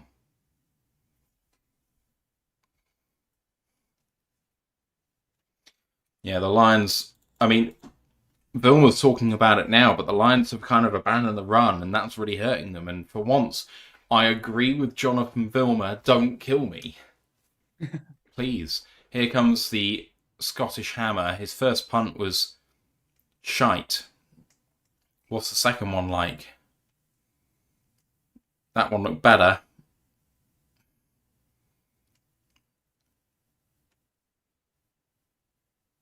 Recovered by the Giants, but touched first by them. Lions starting at the 40. We almost need to do it now where we just bleed out the rest of the clock and just go into the half down.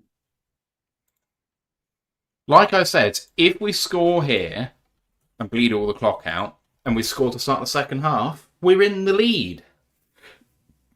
But it's an if. Considering the offense we have, it should be an expectation. Exactly.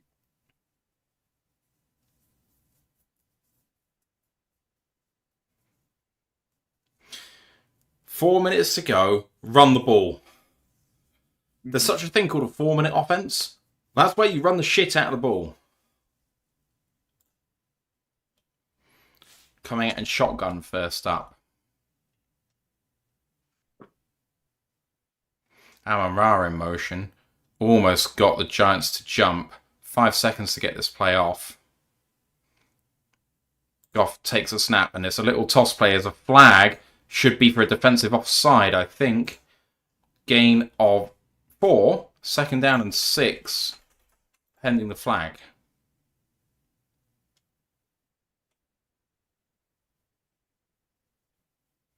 Defensive offsides. Lions take the penalty because it gives them a down back. First down and 5.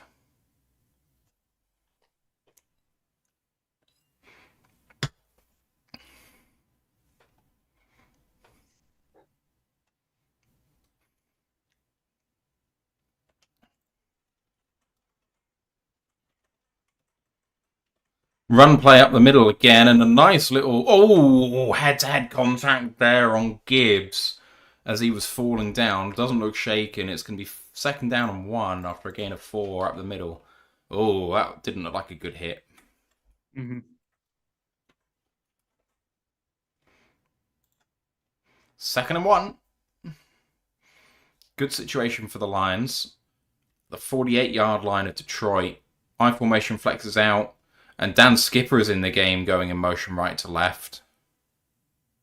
Brock Wright gets him in the correct position. He wasn't on the end of the line. And a handoff, run up the middle, and he's got loads of space. Gibbs is going to go all the way here. 30, 25, 20, 15, 10, 5, and down at the 3. Oh, man. That's what we needed. That's a bit better.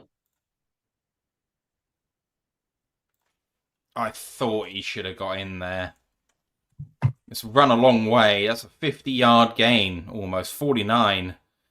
Gibbs got the outside against Javon Holland, but got taken down by the other safety, Dane Belton, I suspect. Kind of ran out of juice a little bit, tried to come inside to fake him out, but Dane Belton stayed with it, clipped him at the ankles. Yeah. Right, first down and goal from the 3. Goff under center, play action, got Gibbs, little toss out to him, touchdown Lions! Thank fucking God. Yes! Come on then, that is how it feels.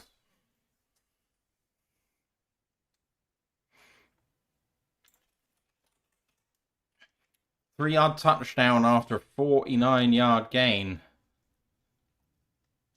17-13.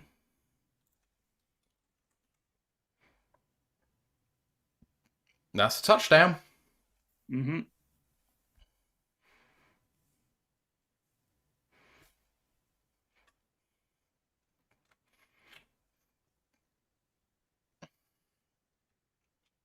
.2:16 to go. Both teams have 2 timeouts. Time for either side to score again here. PAT coming. Snap good. Hold good. Slightly sliced, but inside the right upright. 17-14 it is.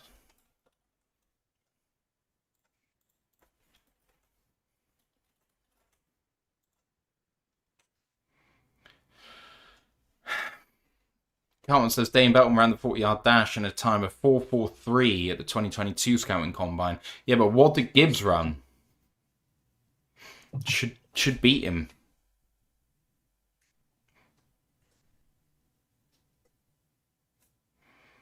Right, we really 4-3-6. need to get a nice 3 and out here.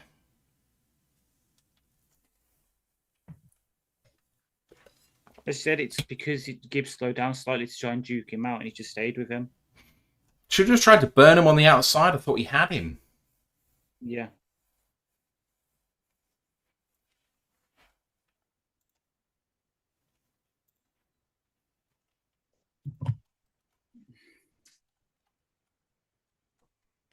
Gibbs has 9 carries for 83 yards now after that 49-yarder.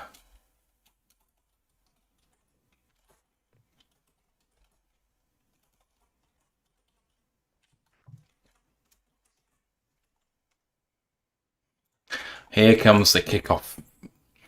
Good kick coverage needed here for the Lions. Kick is away. And it's going to be caught at the goal line and fumbled! Recovered at the 4. Can the Lions hit him early? Down at the 19-yard line. And there's a flag. Jacob Sailors has given up unnecessary roughness there. That's 15 yards tacked on.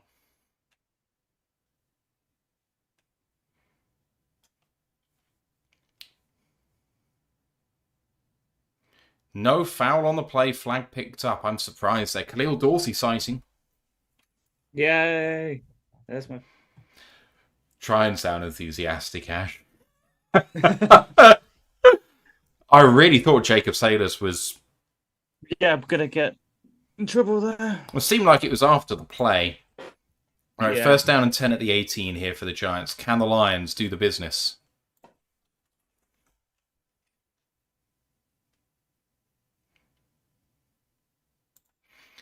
Handoff going to the right-hand side. Nice tackle coming inside there by Aiden Hutchinson after a gain of 2.5. Second down and 7.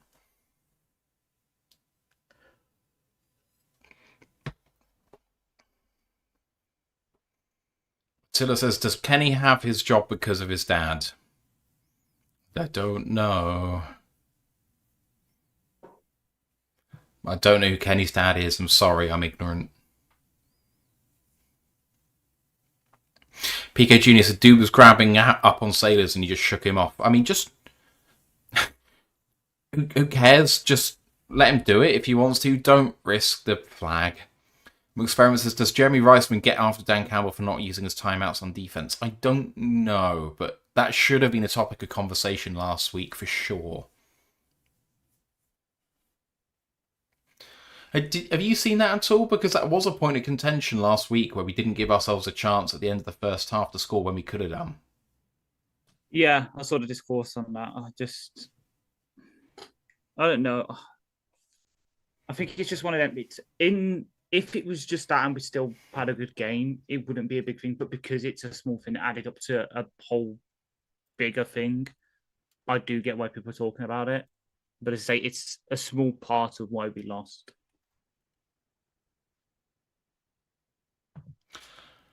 Obviously, the bigger part, well, it's like with the DPI, yeah, we could talk about it, but did that sole play loses the game? That's me saying it, you know what I'm like with. So Attila the Hun says, Merv Albert, isn't he his dad? Apparently, Merv Albert is his dad. Merv Albert, of course, the voice of basketball. Jonathan Foster said it was disgraceful clock management. Could well, yeah, it definitely was. Steelers score and they're up 7, apparently, according to JS. So look, I haven't looked at it in a while. Yep, they've just scored.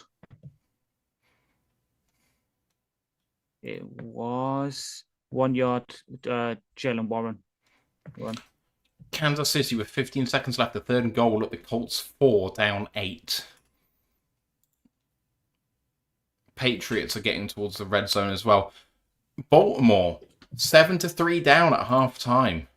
And the Seahawks are in the red zone, 2nd and 9 with 14 seconds to play. Minnesota got a field goal to end the half and are only down 4 against the Patriots. Mm-hmm.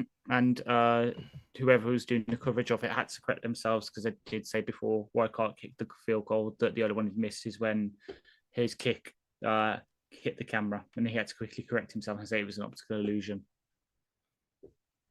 2 minutes to go. We're coming out the 2-minute warning at the 20-yard line of the Giants. 2nd down and 7 in shotgun. Pressure across the board here. Press man by the Lions, bringing 4. Throw 1-on-1 ball. Incomplete. And there's a flag. There's no way. That was uncatchable. That's uncatchable. It's way over his head. Rocky Sin with the DPI. Didn't get his head around, but he is holding his hands. There's no doubt, but he couldn't catch it.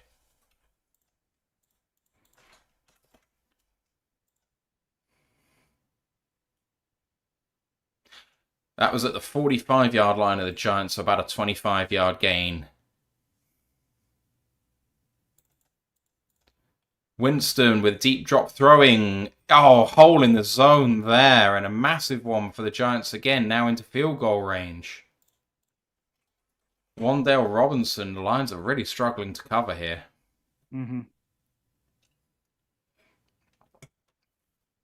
Just zone coverage and no one sees him.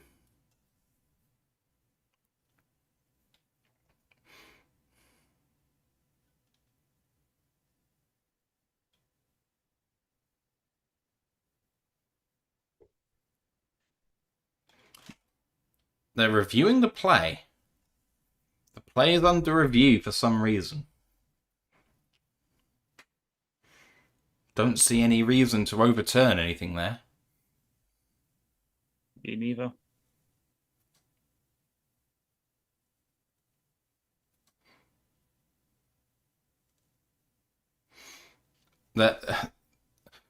The call is being made, but they're showing the blooming highlights for Winston throwing, which is just annoying.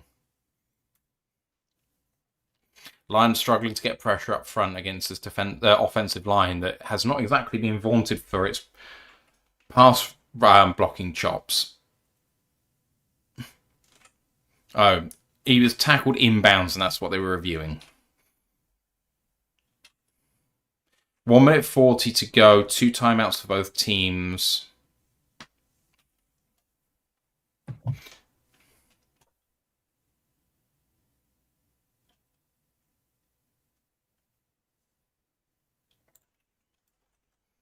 At the 29-yard line of Detroit.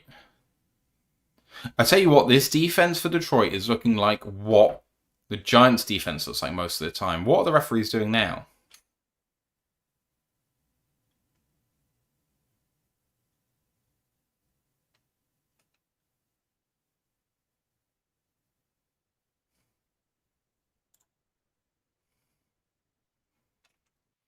Right, here we go.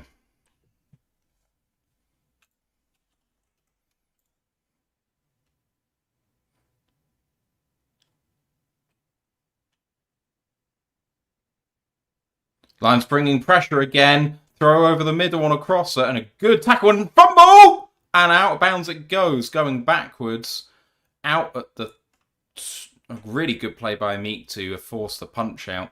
Ball goes out of bounds, out the 26. Oh, they call it incomplete.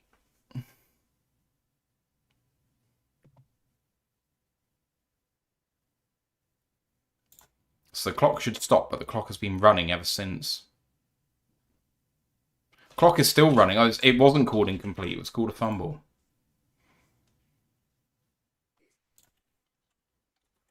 Snap is away. Winston looking right. Going to throw that ball towards the end zone, but incomplete. Miscommunication with Darius Slayton. 3rd down and 7. Looked like that could have been good if he'd just run that rep.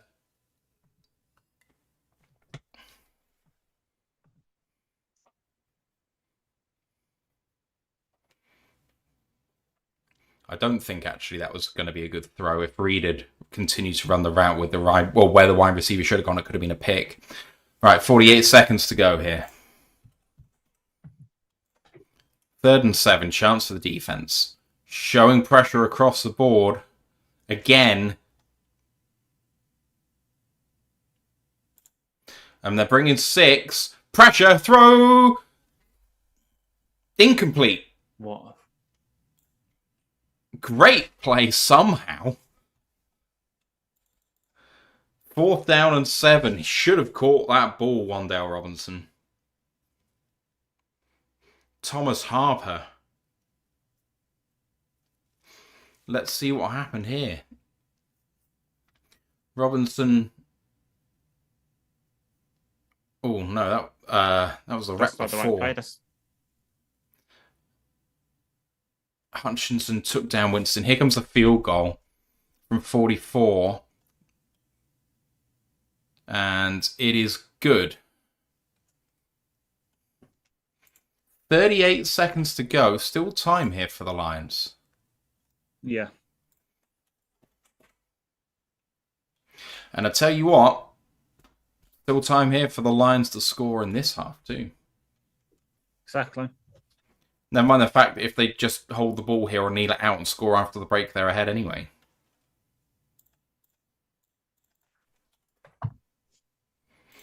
What a half of football this has been for Lions fans to go through. Roller coaster and a half.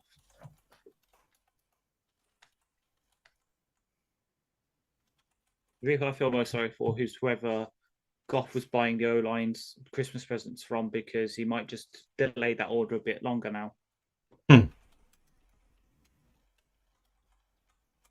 Even though I agree with you that both sacks he's given up has kind of been more on him than the offensive line. Yeah, I don't think the offensive line have been massively at fault, to be honest. Yeah.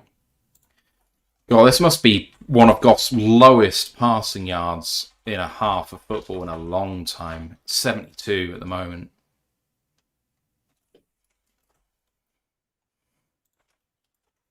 Right, kickoff is away and into the end zone, but caught at the goal line is going to be brought out. Raymond's got a lot of room there. Going to get out to the 40-yard line, out of the 42. The kicker makes the tackle, Youngwei Koo. And the Lions have got a chance here to at least go for a field goal with 2 timeouts here. Good blocking up front.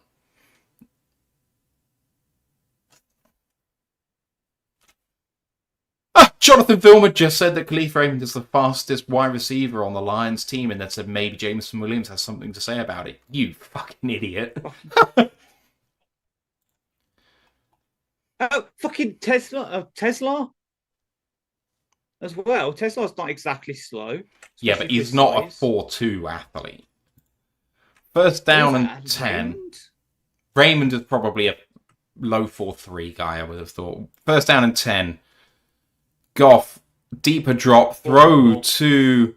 Oh, couldn't get out of bounds, Gibbs. Gain of 4. Why are they... Okay, they have called a timeout here. Second down and 6. 4-3-4, by the way, I looked it up. 4-3-4, cool. Yeah. But in terms of like height, weight, speed, Tesla is... Oh, yeah, because he's like 6 inches, 7 inches taller than Khalif, maybe more. Yeah. 6'4" versus 5'8", 5'7", 5'8". He's 5'9". Okay. Knee size. So 7-inch difference.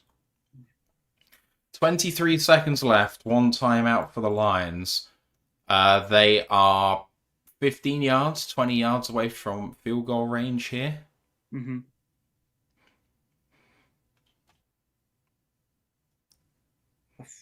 I feel like this should be YOLO ball time to Jameson, to be honest. Goff steps back. Gonna go deep. Caught by Khalif Raymond. Goff asking for a... Oh my God, we're gonna clock it.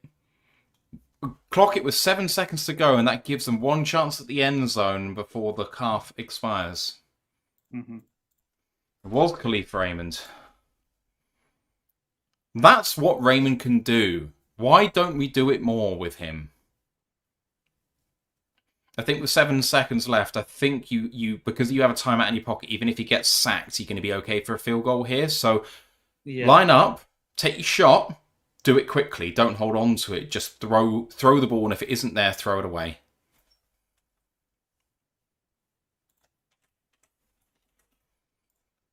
Jamo, Khalif, Tesla, and Max Protect, and Amon-Ra, obviously. Timeout, New York.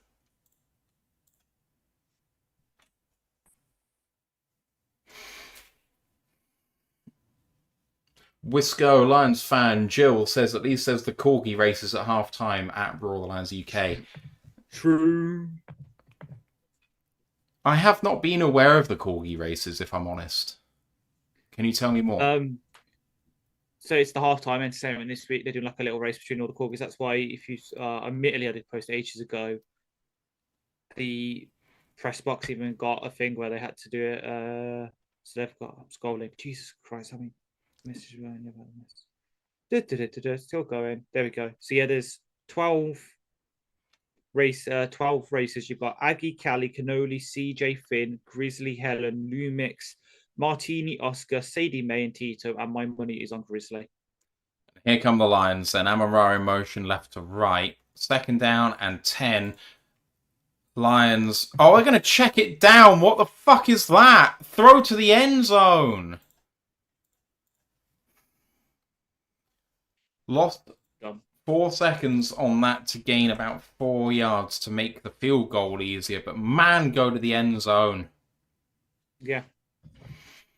Experiment asked whether did I not watch the Emmett Robertson promo for the Corgi races? Best thing ever on the internet. I'm sorry, I have not seen it. True. I'll put it in the Discord later for you. It is good. They could not have picked a better player to do it with, in my opinion. 37-yard attempt from the right hash, not Bates' preferred hash. Good snap, good hold, slice slightly down the middle. 20-17 at the half. Not the best. Not the best.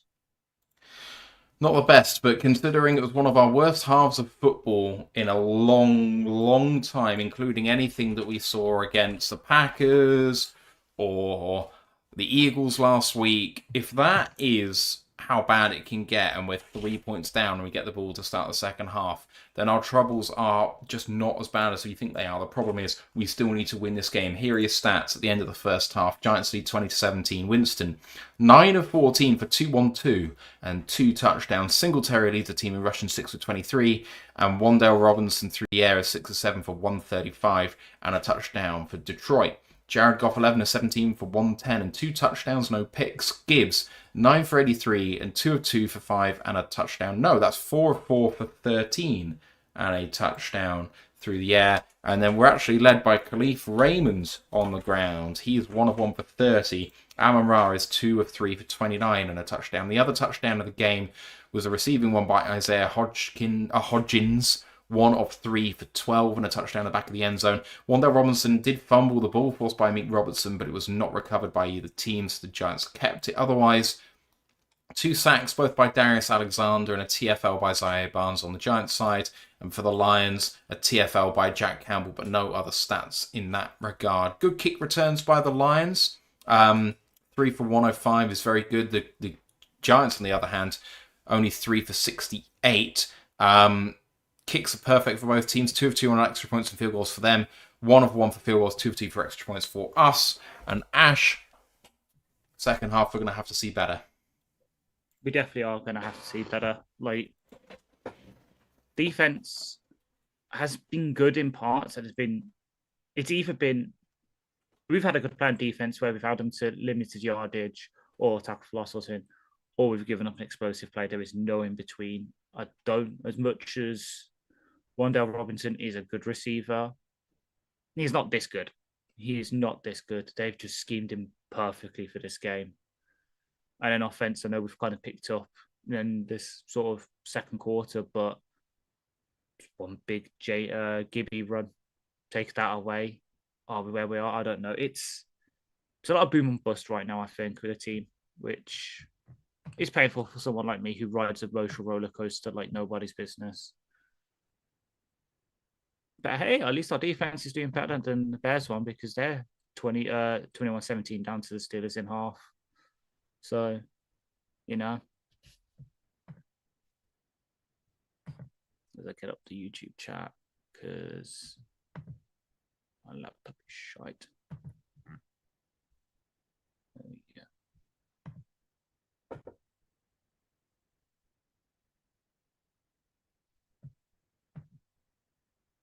It is a roller coaster and a half, and Well, yeah, we could see. I like the black jerseys, but I am heavily biased. Like when I was watching the Buffalo Miami Ohio game earlier this week, I did like the Toledo jersey they're wearing, and it's very similar to the uniform we're wearing today. So I'm very heavily biased as they showed a JSN touchdown again. But yeah, it's just it's. I think at this point, considering what happened, like we were wearing those the sort of icy greys or whatever you want to call them the past couple of weeks away. We've obviously won the first game and then we lost the second one. It's a fun little thing, but yeah, the jerseys don't really make it better, and as much as I like to pretend it does, but it's what it is. I'm just still trying to fight to stay awake. Like I can tell you, this time last week ish, when I was at work patrolling the icy cold platforms of Birmingham New Street at like 1:30 in the morning and seeing this offensive performance against the Eagles was not fun. Yeah. Yeah, I get everyone's perspective. Like when we were fighting for it, and it's like when the whole thing before they announced it, I get it is a thing. Like every team has a black jersey, so was it worth us getting one to not just to be the same as everyone? I don't know. Oh, Big Ben's on the sideline for the Steelers. That's interesting. Well, actually, I should say like medium Ben. He has definitely slimmed down a bit from his playing days. Um, yeah, I do like them. I do like these. I'm excited. Like everyone knows how excited I am for our Rivals uniform as much as I did ask Nolan when we had him on in the off season. Should we do it like the teals for the Pistons jerseys? Seeing what the other teams have done with theirs, so the FC East and the FC West, it's going to be very similar to ours. There's going to be some good one. There's going to be some. I'm hoping for a good one because I have said I'm probably going to get with Tesla on. So it's got to be a good one because I'm going to be paying 100 quid for it. It is what it is. Yeah, I'm glad. I'm glad I'm working. So I know I'm moaning about working 6 to 9 hours. It's just because when you're working 7 p.m. to 7 a.m. Sunday, and then today, so I finished work. I was on the bus home from work like 12 hours ago, and then 10 till 7. I've been sleeping from like 9 o'clock in the morning till about 3, 4 o'clock. It's shook up my circadian. The rhythm, the sleep rhythm. I can't pronounce the C word. You see, but yeah, there you see. You can tell I'm tired, because I'm waffling. But yeah, it's fun though. It's fun. It's walk around an empty train station is a bit eerie, but it pays. It's paying the bills. It means I can go get jerseys. Like my girlfriend wants a Jameson Williams jersey for Christmas, so I've got to get her that. And obviously they do cost a lot, so I definitely need to be earning money to get her that. Yeah, losing Frank Anzala has been a bigger loss than we thought. 100%. At the same time, maybe losing someone who can just do play calling is also has been more of an issue than we initially thought. Like, oh yeah, it is definitely still 100% been Dan Campbell's offense and that. But after the sort of great performance against Commanders, it does seem that maybe play calling and all the head coaching duties might be currently a bit too much on Dan's plates. If we can find someone, even if it is we bring back Morton, he sticks around and he does start playing, calling the plays again next season. We need to do something to lighten Dan's load because it is looking a bit too much for him right now.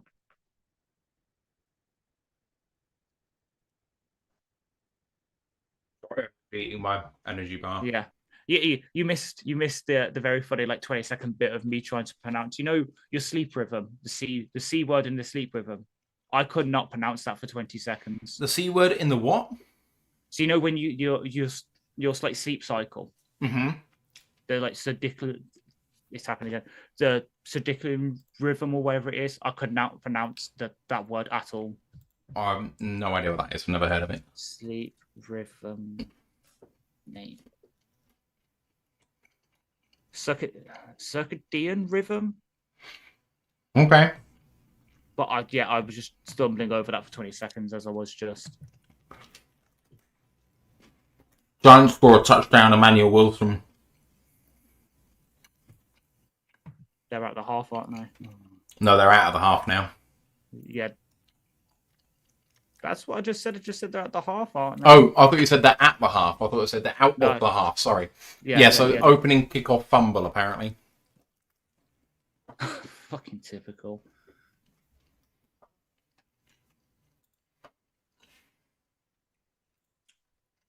Oh, it's a punt. Ah.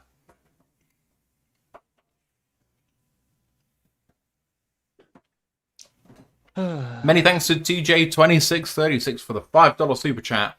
Says, hello all, wavy emoji, one pride, how about them Buckeyes? I actually don't know what Ohio State did this week. I wasn't aware of it. I know they played without their top 2 receivers again. Because it was the they won 34-0 against Wisconsin. Ah, okay. Fair enough. Wisco says she tagged a couple of things on Twitter to the Roar of the Lions Addy. I'm just about to have a look. Oh, actually, no, scratch that. It was against Rutgers, 42-9. Google's shit. Jill Heitman. No. Oh, here we go. I'm watching the. We're missing it. Yeah, the corgi race. As I said, my money's on Grizzly, so if he loses, don't tell me because I'll be very upset.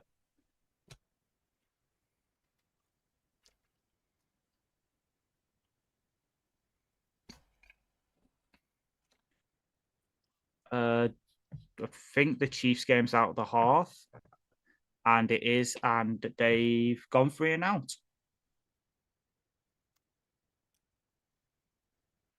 That'll be for why. Trey Smith has been ruled out with an ankle injury for them. So I'm watching a Meeks thing. Mm-hmm.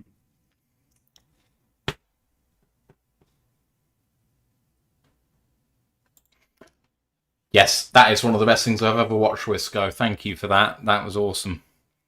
What a guy.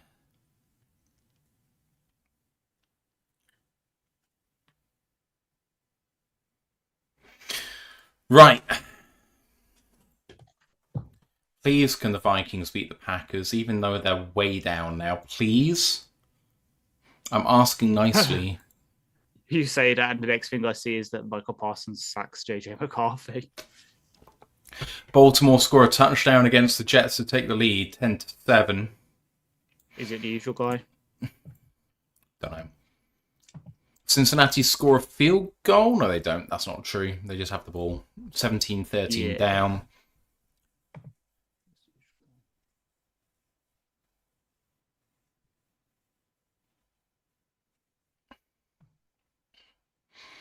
Very shortly going to be coming out of the break here.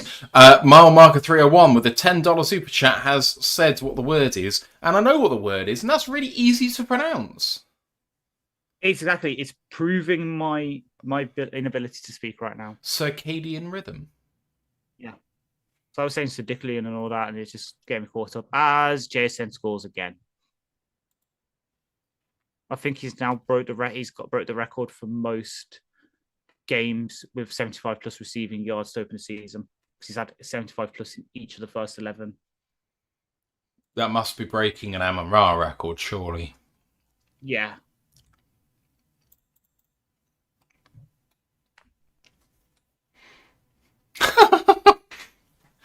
Fox Sports 3 hours ago tweeted how many touchdowns for Jay Jetters today at Lambeau. It's like, someone replied for the Lions saying, who's playing quarterback? And guess how many touchdowns the Vikings have today so far? It's a legit point. Yeah. Trey Smith is out with an ankle injury for the Chiefs. Yep. Right, we're coming out of the break.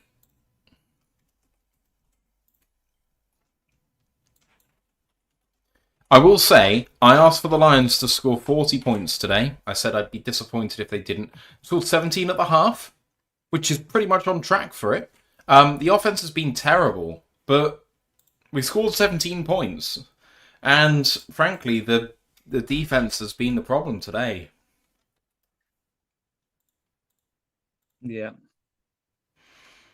They are going to get the ball back to start the second with a chance to either tie or go in front. Can they do the business? I hope so.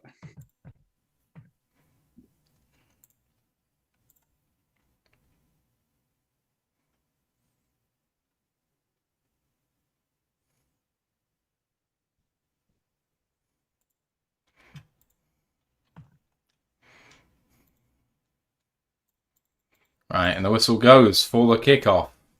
Koo hits it to the right-hand side. Recovered at the 1.5.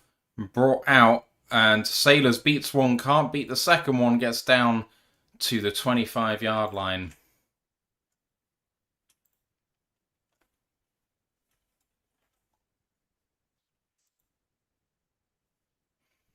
First down and 10. Slightly backed up here. Experiment says Grizzly won the Corgi Cup. Yes! Yes!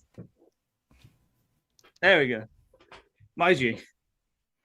Here we go, the 24-yard line then, first down and 10. Goff in shotgun changes the play. 5 seconds to go here. Takes a snap and a fake hand. No, it's an actual handoff to Gibbs, who gets the edge. And an 8-yard gain. Second down and 2 coming up. $5 super chat by TJ2636. Thank you, sir. Says, what do you think our odds are against Green Bay on Turkey Day? I'm not very confident myself. Well, the problem that they have, is that they're also playing very badly. And sure, the Minnesota Vikings are kind of making it easy for them today, but I don't believe this Packers offense is up to shit. Now, we're going to make it look good, but, I give us a good chance. Here's a run play to the right-hand side again for Gibbs. Beats one, kind of slips through there, and it's about a 5 or 6 yard gain for a first down. Good start for the Lions. What do you think, Ash? Pound the bloody rock. Yeah. Right now, asking me right now, obviously I'm running the roller coaster of this and the Philadelphia game. And our record on Turkey Day has not been good. But at the same time, we want to win the division, and the team knows that if we lose on Thursday... Play action, throw over the middle. Great on-time throw to Amon-Ra St. Brown down at the 45-yard line of the Giants. It's a gain of about 20 yards or so. Great start to this drive.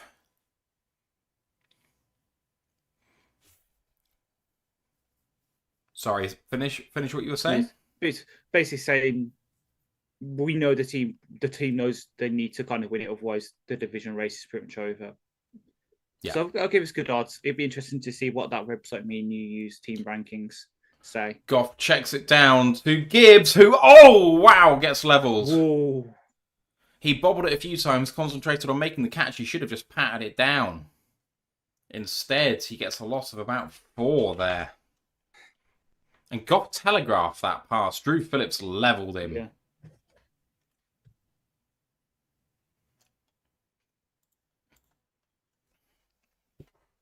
Really should have just smacked that ball to the turf. That play was dead. Definitely. Second and 13 at the Giants 48.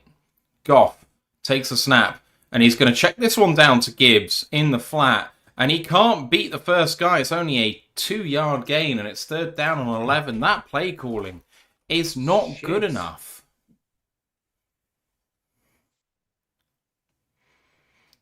Why, when we're being second and long, are we throwing these little... Yeah.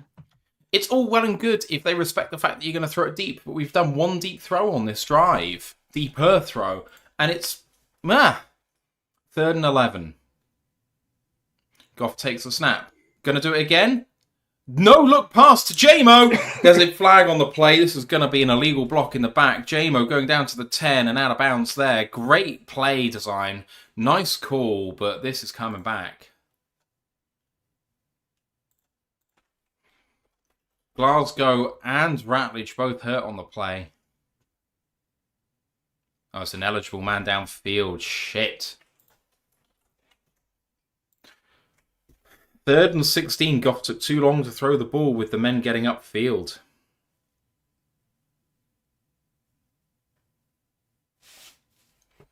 Third and 16 now then for the Lions.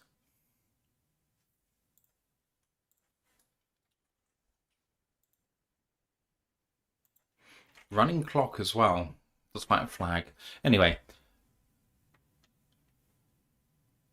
Down at their own 49 now. Goff takes a snap. And a little screen play again. And pursued by Brian Burns, who gets out there and forces him out of bounds. It's going to be 4th down and long. At the 43-yard line, it'll be a 60-yard attempt from here. I think it's 4th down and about 7. It's 4th down and 8, and they opt to punt here.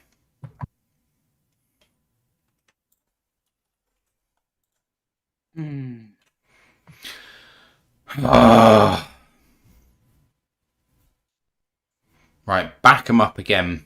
Get them deep. Do not run a fake here, please.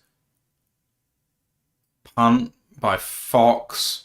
Slightly deeper. Left, and it checks up very nicely up at the 7 or 6, they're going to call it. Nice punt. Very good punt. Down by Sailors.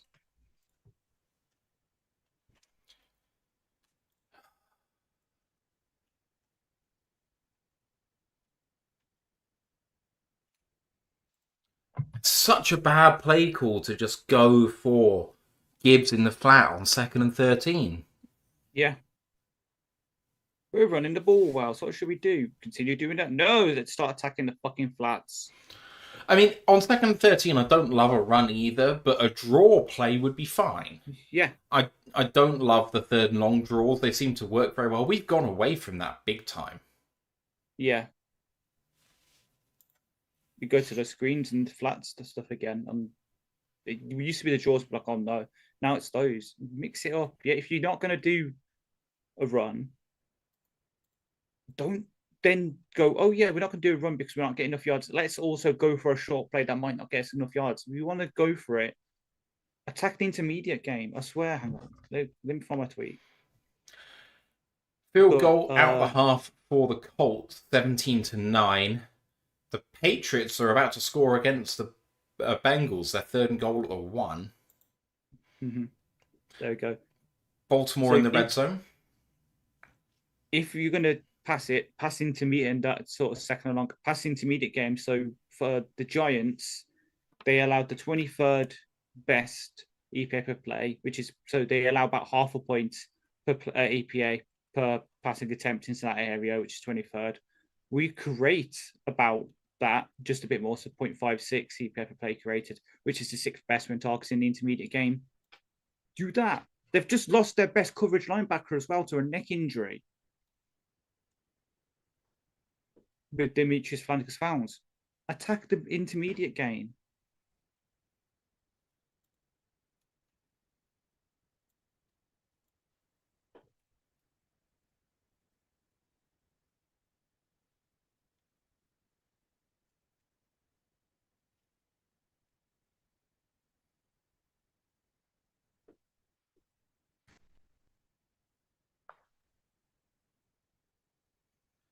Oh, Micah Parsons against us is going to be tough. Yeah.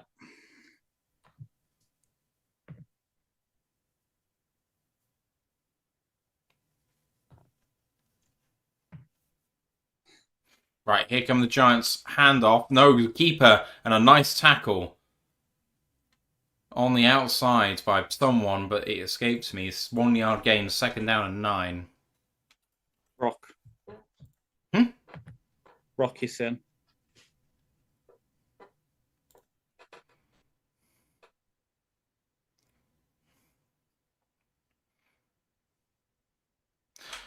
Second down and 9. 7. Trying to get this right in I formation now. Winston takes it and hands it off again. Good block and well kept on his feet, and he manages to get the 1st down. How on earth did you let him get there? 11-yard gain on 2nd down and 9, and it's now 1st down and 10. Should not be letting them have that.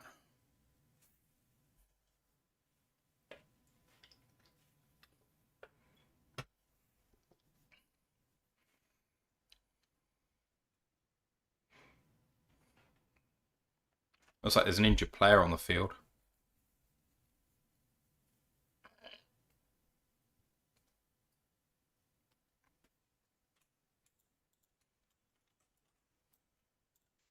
Couldn't see who was down here. A Meek. Oh, shit. Looked like Swink with his hand or wrist while he's trying to make the tackle. He's jogging off the field now. So that explains how Tracy carried on. Just needs Rock back in at full time outside now. And Millet into the nickel. Yeah. Who's not good enough, but it is what it is.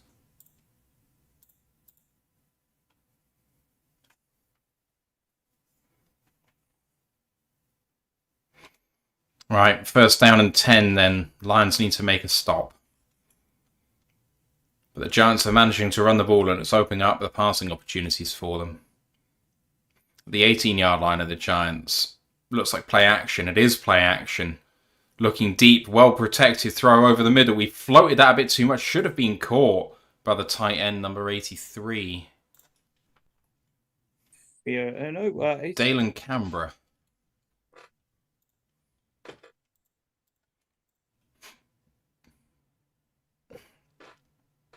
The wide receiver moved out of the way of that ball. Oh, it's 82, yeah, sorry. Ballinger. That's Ballinger. Second and 10 after a drop then.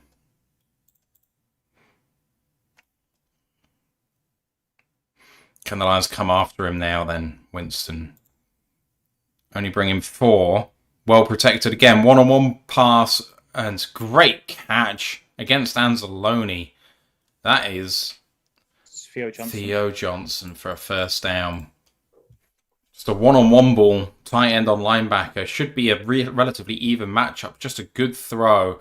And Anzalone competes really well at the catch point, but Theo Johnson aggressive and snatches that away in a point where Anzalone just can't compete at it. First and 10. Back in. Great. The 42-yard line of the Giants now. They've progressed well down the field, and it's play action again. And Winston looking deep downfield. Now getting pursued. Now going to have to throw it away. And does. Second down and 10. The Lions are getting no pressure at all.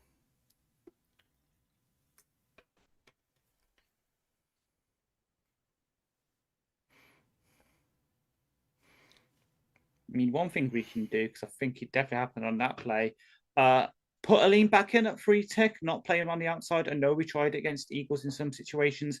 This ain't it. It's an obvious passing down. Put him on the inside. Put IQ at the edge. Second and 10, and they need to get the play off here. 5 seconds to go.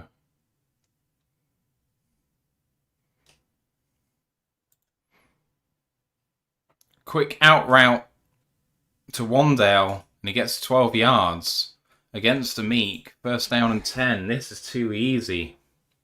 This is too fucking easy.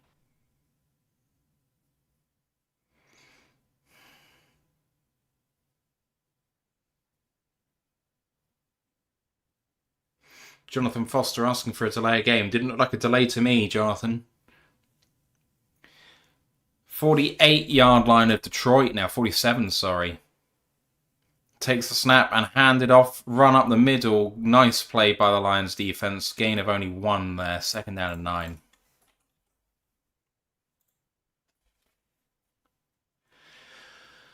Ah.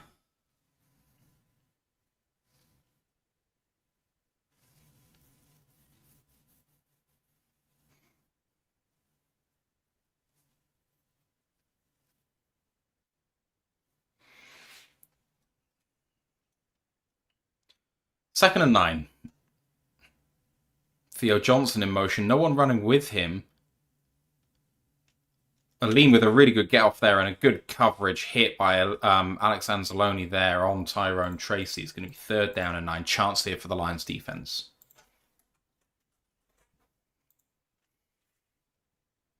Put a nice passing rush unit on the field. Play man coverage. So picking zone apart.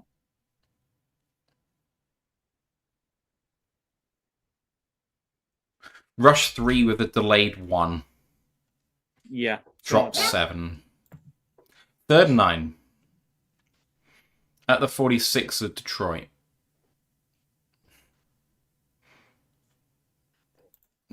Gets the ball off without a delay. Winston throwing over the middle, incomplete, tipped pass. 4th down and 9. Lopez with the tip. 4th down and 9, and it is going to be a punting situation.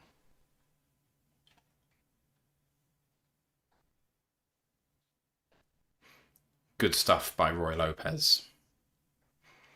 Many thanks to TJ2636 for the $5 super chat. Says, I feel like the Lions have given up for the season. Their playoff prospects are being whittled away, and they know it.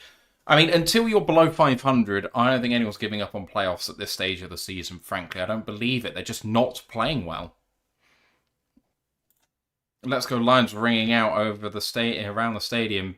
Gilliam with the punt and a fair catch asked for and received at the 10 by Khalif Raymond. The Lions need to get to 10 wins and hope that they have the tiebreakers, or 11 wins and they should be in on their own merit for a wildcard spot. Which means that you need to win 4 games from here to have a shot. The Lions are not giving up on that. But they just have to play better. Their execution is bad. The play calling is bad. The vibes are not good right now, frankly. Definitely. That's the more worrying thing. It's not that they've given up. They clearly haven't given up. But they're just not fucking playing well. Mm-hmm.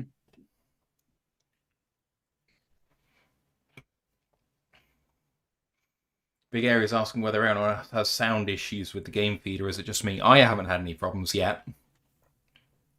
And I can't comment on that because I have it muted. I don't have the sound on for it. So Attila asking what I think the reason is for the poor play.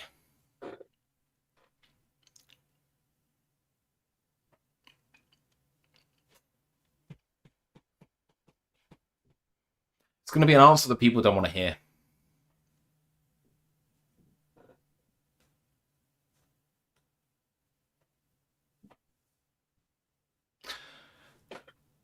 We are missing Ben Johnson. And I think that is it. You have a look at what the Bears are doing right now. You know, they've got their own problems, and a lot of them are revolving around Caleb Williams. But Ben Johnson is putting that Bears team in a position to win. It's lots of little things that all add up together. That is the biggest one. The fact that the offensive line has taken a step back is a big one. Goff is playing with less confidence. That's quite a big one.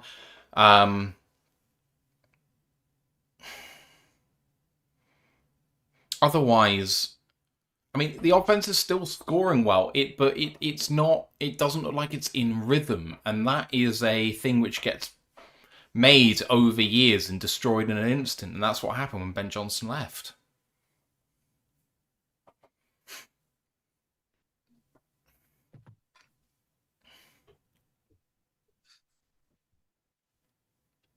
Jonathan saying the biggest problem is Glasgow isn't Ragnow. That is a problem, but yeah, when you are calling a shallow pass to Gibbs in the flat on 2nd down and 13, that is not putting the team in a position to win. When you're running the ball well and you go away from the run for no reason, that is not putting the team in a position to win. Goff at the 10-yard line, play action. Well protected, throws over the right-hand side to Amon-Ra St. Brown. Great throw and catch. Gets about 30 yards and a first down. Now, if you're going to throw like that, no problem with throwing, but we haven't shown at all this season that we're actually good at doing this. Yeah. Nice little out and up by Amon-Ra, and he gets down at about the 40-yard line, gain of 30 yards there. Mm-hmm. If you do that, I'm okay with passing. Yeah. It's also, I'll double check in a minute, but when we're passing it, it's either been to Amon-Ra or to the running backs most of the time. I know we targeted Brock Wright a couple of times, and then Khalif on that drive just before half, but hasn't really been much JMO. Hasn't really been much the other tight ends. It hasn't really been much of Tesla. Run up the right-hand side for David Montgomery. Just ran into a load of bodies. Did well to get 3 yards there. 2nd down 7. Attila says, can we just run Ben's offense, lol? We are. We are running Ben's offense. This is the problem. You have an offense which is complicated, and the personnel isn't quite as good, and the people calling it don't have his feel for the game. Another handoff to David Montgomery, runs into the players in front of him, gains himself another 3 yards. It's going to be third down and a long 4, maybe a short 5. TJ saying maybe Parenthood is getting to Goff. I don't think it would, if I'm honest. Carlton was saying Laporta's a big loss. It is, but we had problems before he left us. I don't think... Yeah. Him blocking, obviously, he has gotten a lot better, and so that's a loss, but that's not the reason why we're doing badly, though. 3rd and 4 at our own 45.5-yard line. Need to get to the 50. Goff going to throw. Quick throw. Flag on the play. Amon-Ra gets free to the 40, to the 35-yard line, down at the 33. This one, I think, is going to be on the defense, hopefully. I think it's offside, yeah. I think it's going to be illegal contact. You're right. Well done. Good call, sir. I think it was. I couldn't see which edge rusher it was. I think it was against Decker. Wait, was I right? Abdul Kati. What a lovely throw by Goff in a tight window between Drew Phillips and number 58. All right. Lions now in field goal range. Can we continue to run the ball here? At the 34-yard line, be a 51-yard attempt from here. Goff under center, Amon-Ra in motion, and play action. Looking deep, gonna throw. Incomplete, and Amon-Ra tips it up. That could have been a world of trouble. 2nd down and 10.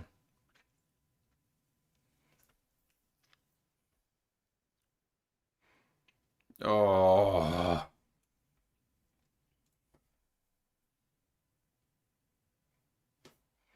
Second down and 10 now.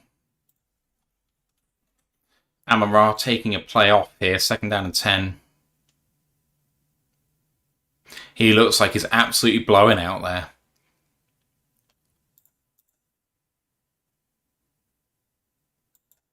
Play action again, and then a screen for Montgomery. Waits for the blocks to develop, but they didn't. That's a missed block there by Dan Skipper. Took the wrong man, and it's 3rd and 5. Another touchdown for the Titans. Chicago take the lead against Pittsburgh 24-21. And the Colts have scored against Kansas City. A field goal to take a 20-9 lead. 3rd down and 4 for the Lions. Goff and shotgun takes a snap, and it's a toss play, and I think they've taken the Giants by surprise here, and it's a 1st down and more. 9-yard gain. That is a well-executed play against tendencies. That is more of what we want to see. Yep. We hadn't shown any of that, and they were taken by surprise. Do that.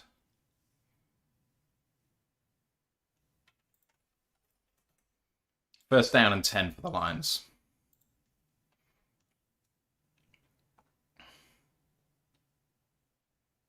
At the 19.5-yard line, Goff on his own, and just pressure through the middle. Arashika gets completely blown away by number 93 for the sack. Raheem Nunez-Roches. Wow, that's an interesting pronunciation by Vilma. Oh, for God's sake, thank God I won't meet him.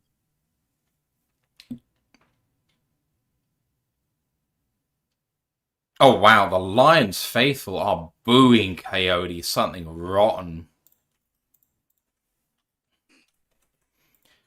8-yard loss on that play. 2nd down and 18, and Goff with a fake toss, and then a throw out to Raymond, and did well to come back inside. It looked like he'd lost that play for all the world. Manages to gain 6 yards, and it's going to be 3rd down and 12. Oh, shit! Goff kicked in the face! Ooh.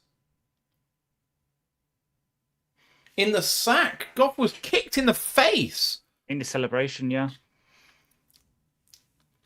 I mean, How do you not call a flag there and Raymond is hurt? Oh, fuck's sake, man.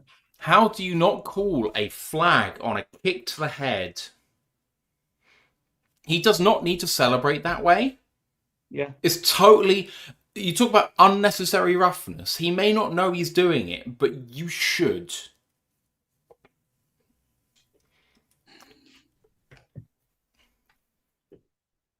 Rolstad is not going to have any friends with us.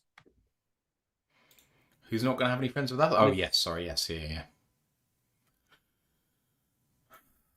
And the thing is, I think because we've obviously now done a play after with the pass to Cleef, he can't go back and flag it. It's just going to be he'll get fined on next Saturday. Yeah. Green Bay look like they've extended the lead with a field goal. It's 20-6.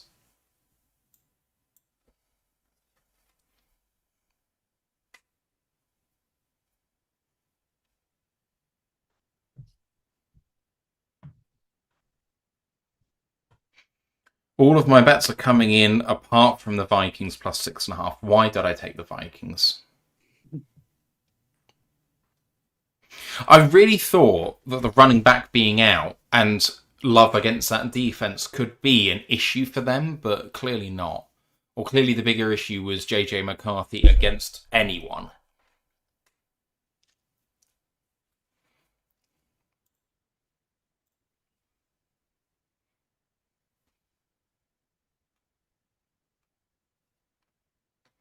Mark LeBay says, what Goff does great is subtle and often goes unnoticed, but when he's bad, he fails in a way that looks truly bad. I agree. That's a disgraceful kick to the head. It's unbelievable. Yeah. Like, it's not on purpose, but at the same time, we've been called for a lot less as well. Yeah, we have. Attila says BB would have been suspended. I mean, Exactly. He really would be. The outrage would be real. Big Airy says, would you rather have Ben back or Frankenzeitler? I'd rather have Frankenzeitler. But yeah, I believe it's because that offensive line made it kind of almost can't fail, whereas, anyway, 3rd and 12. Goff gets Montgomery beside him at the 20.5-yard line. Need to get to the 9.5-yard line. Goff throws and picked off. Some Brown tipped it into the air and Javon Holland comes up with it.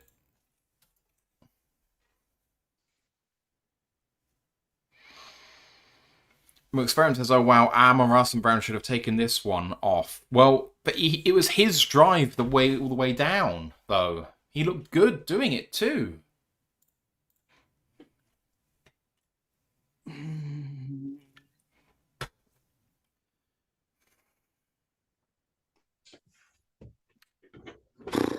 Looked like we were going to be going to a level game.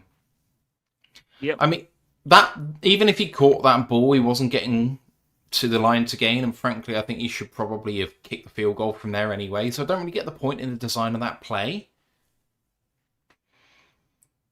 If it's 10.5 or 11 yards, run to the sticks. Jonathan Foster said, for real, what's up with Saint? I mean, that ball was probably not on him and he tipped it up when he should really try and not go for that ball if he can't catch it. But at the end of it all, Amon-Ra is dealing with a serious injury which he probably should be on IR for. Looking at his hand. Yeah. Cleave to the locker room.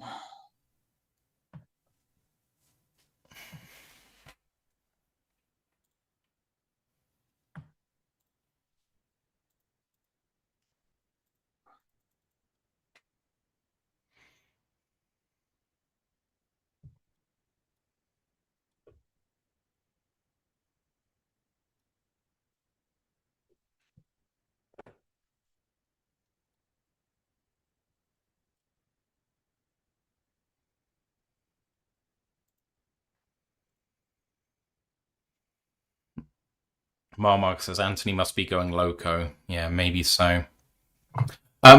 What? Oh no, yeah, I'm agreeing with you. Um, how are you fixed this week for shows, by the way? I am off until Thursday morning. Finish at 2. So I won't be around on Thursday, but in terms of doing game reviews and previews, I was thinking doing Monday, Tuesday. Ant can't do Tuesday. I'm free all Tuesday. Cool. I'm not here Wednesday or Thursday, so Fair. I'm seeing Aussie Pink Floyd on Wednesday. Nice. Right, Javon Holland's first interception for 3 seasons? Yeah. No, 2 seasons. Whatever. 2 seasons, I think. First down and 10 for the Giants, 15. Still backed up. Something for the Lions defense to do here. 5 down linemen here for the Lions, and they bring 7 or 8 on the run play. And really good job falling forwards here for a 6-yard gain. 2nd down and 4. Let's see this throw from Goff. It's a bad throw.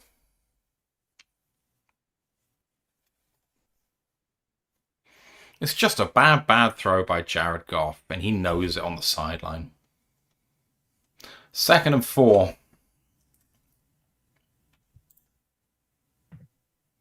At the 21-yard line. I formation, and they are going to run it again, and no gain there, sir. 3rd down and 4.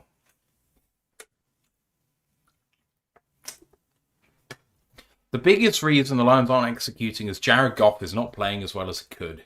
That is for a variety of reasons, but it all stems back down to that. And you can see on the sideline, he looks frazzled.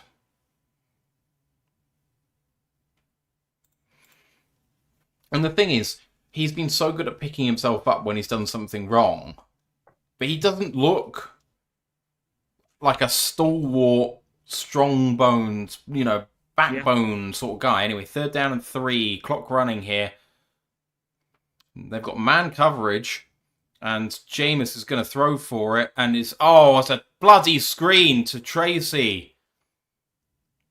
Fuck me, that's really well designed by Kafka and really well executed. Gain of 19 on 3rd down and 3 from the 20-odd yard line.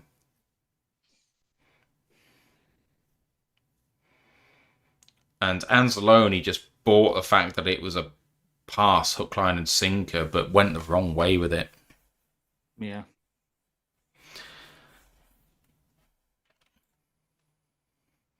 First down and 10, and they do need to get this play off before the end of the 3rd. Jameis, with no one there, rolls out to his right and throws quickly to Wan'Dale Robinson for a gain of 6 or 7. It's going to be 2nd down and 3, and it's going to be the end of the 3rd. Will Campbell being carted to the locker room for the Patriots. Ow, that's going to hurt big time. Mm-hmm. Wan'Dale Robinson is now 8 of 9 for 153 and a touchdown. That is rough stats for the Lions.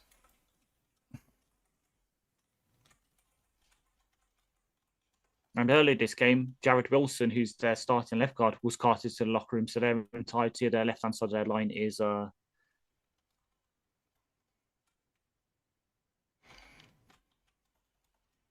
Guess how many touches Gibbs has had? 12. Including pass touches, if you were thinking just run or pass. Both combined. 17. Yeah, 18.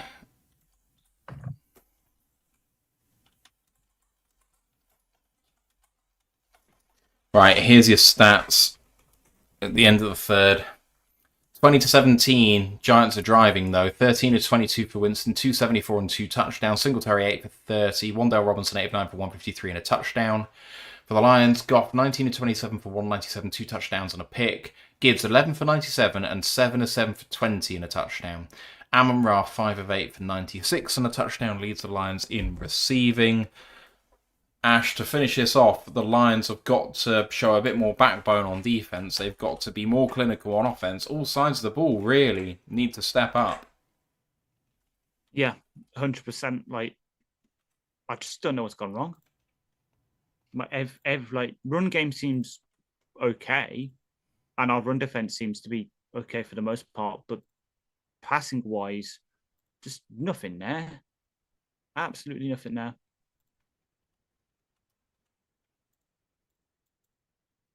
At least it's a 3-point game. We can't let them score a touchdown here, though. Yeah. Tennessee have scored a touchdown against Seattle. It's 30-17. Green Bay have got the ball again, 20-6 up, and at Minnesota's 33.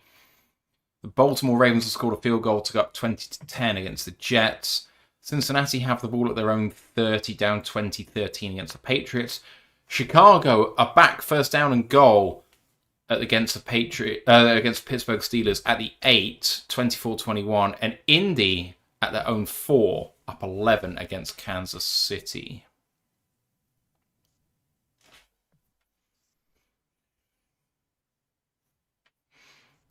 Ben Johnson's just attacking the middle of that Pittsburgh defense over and over and over again.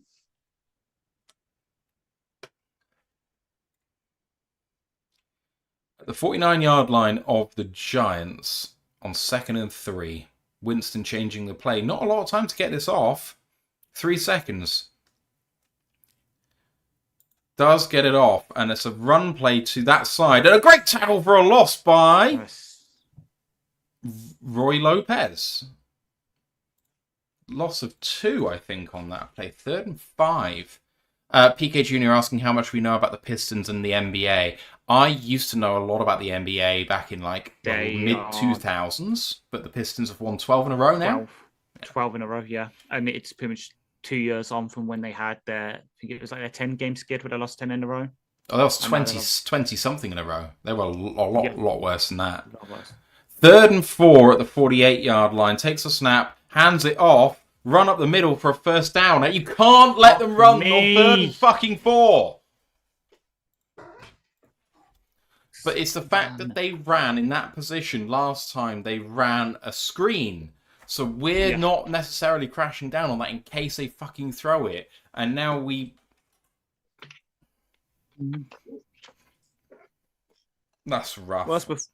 Worst performance from a really good team against a shit team this weekend. This or fucking Liverpool against Forest? I can't say because I didn't watch it.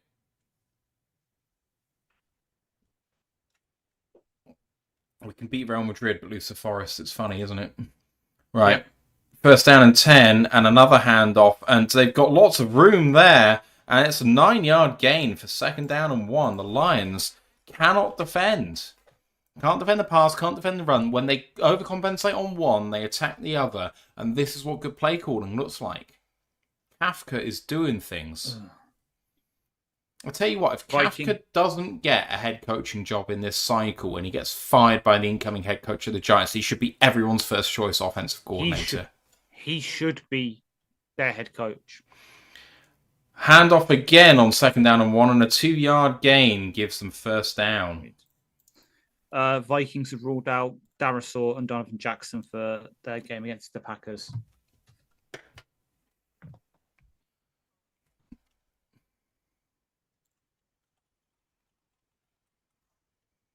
"28 straight games" was the losing streak for the Pistons. 12.5 minutes left in this game. There has not been any score in the 3rd quarter. And it's a fake. And they're going to throw it, are they? It does throw it towards Winston. Completes. And Barnes doesn't get it down. Winston touchdown.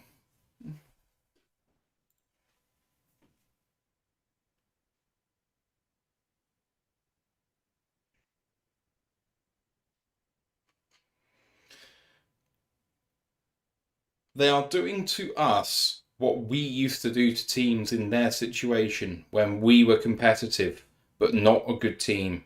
They were throwing everything at it. They went deep.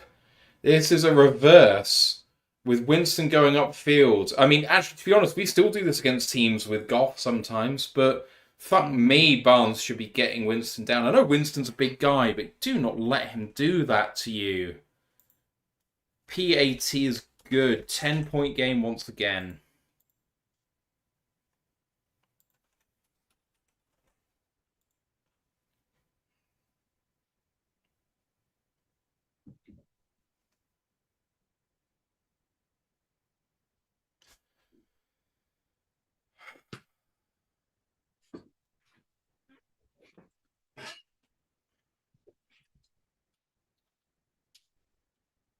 This feels like the Philly game, but we're not playing Philly. We're making the Giants feel like Philly. Khalif questionable with an ankle injury.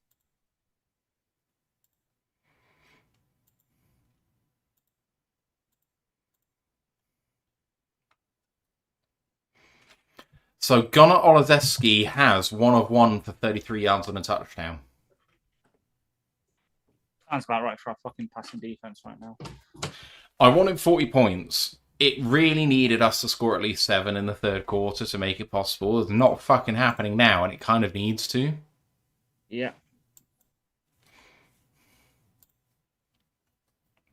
I'll tell you what, in that fake, it looked like the Lions had blown it up, and no one got to him. Yeah. Because they didn't respect the fact that they'll try and target him. JJ McCarthy's just been picked off by Isaiah McDuffie. And the Bears have just scored a touchdown.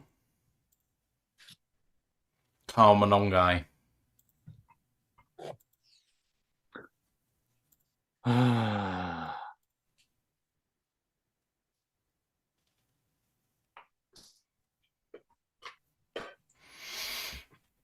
There's still a chance for the Lions to win this game, but even if we win this, it's going to be awful. Yep.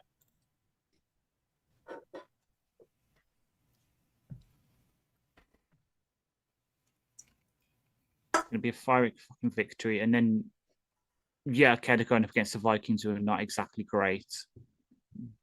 But you know the Packers are going to be up for Thanksgiving. And we saw what happened when we played them last time.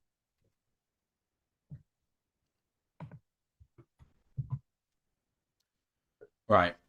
It needs to change, and it needs to change right now. We had a really good offensive drive that was blooming ruined by a slightly off Goff throw.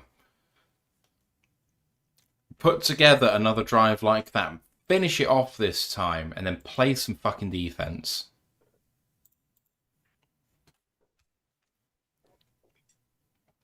Kickoff is away, and it's recovered at the 3.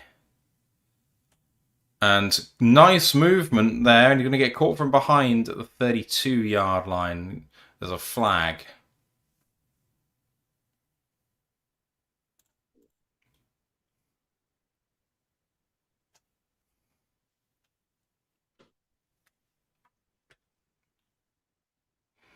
Probably going to be on the receiving team. That sets the Lions back a long way.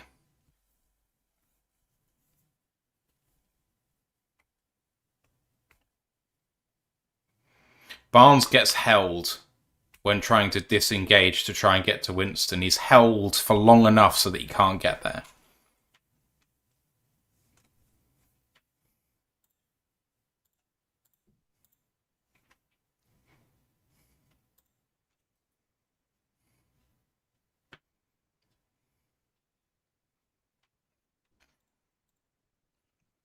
Goff throwing deep for Amon-Ra St. Brown to the 46-yard line. Good throw, good catch.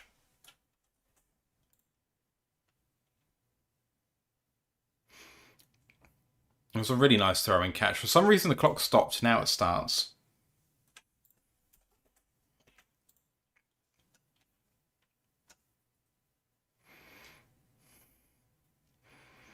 Right. Lions need to score 3 touchdowns from here to really have a shot, I think. Yeah. Goff under center, and it's play action again. Burns is coming, manages to get away from it. Nice little check down to Gibbs.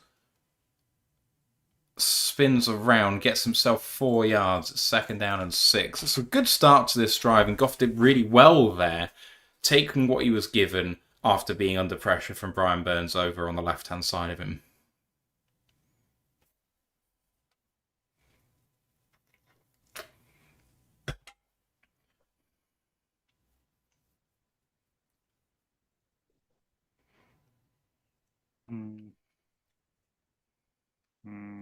Three perfect drives, 2 on offense, 1 on defense. Handoff to Gibbs, run up the middle. Beats 1, beats 2, beats 3. Can he go? Yes, he does. Touchdown, Detroit. Why is he walking over the line? We are up against it for time. Go over the fucking line. Seriously. Why are you walking over like we're running over him? We're losing. Sorry if that seems harsh, but we're fucking losing. It's fucking true.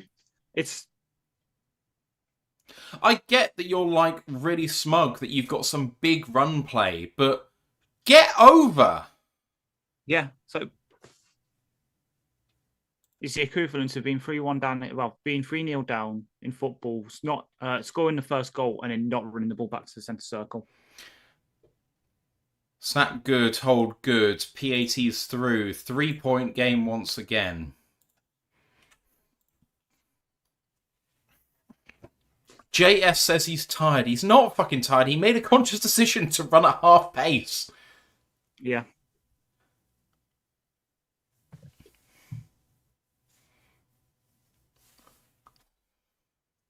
I feel harsh having a go at it, considering he's got, 140 yards rushing now or something like that? He's got most of our offensive production. He's got 161 all-purpose yards. We have 393 all-purpose yards. Gross all-purpose yards. Khalif downgraded to out.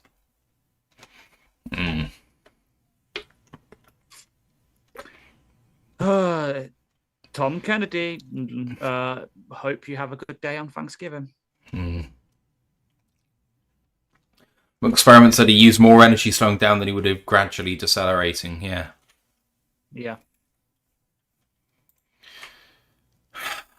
Jay saying, just kidding, don't want you to have a heart attack. I'm fine. I'm just frustrated that we've played this badly. It's not about Gibbs, really. But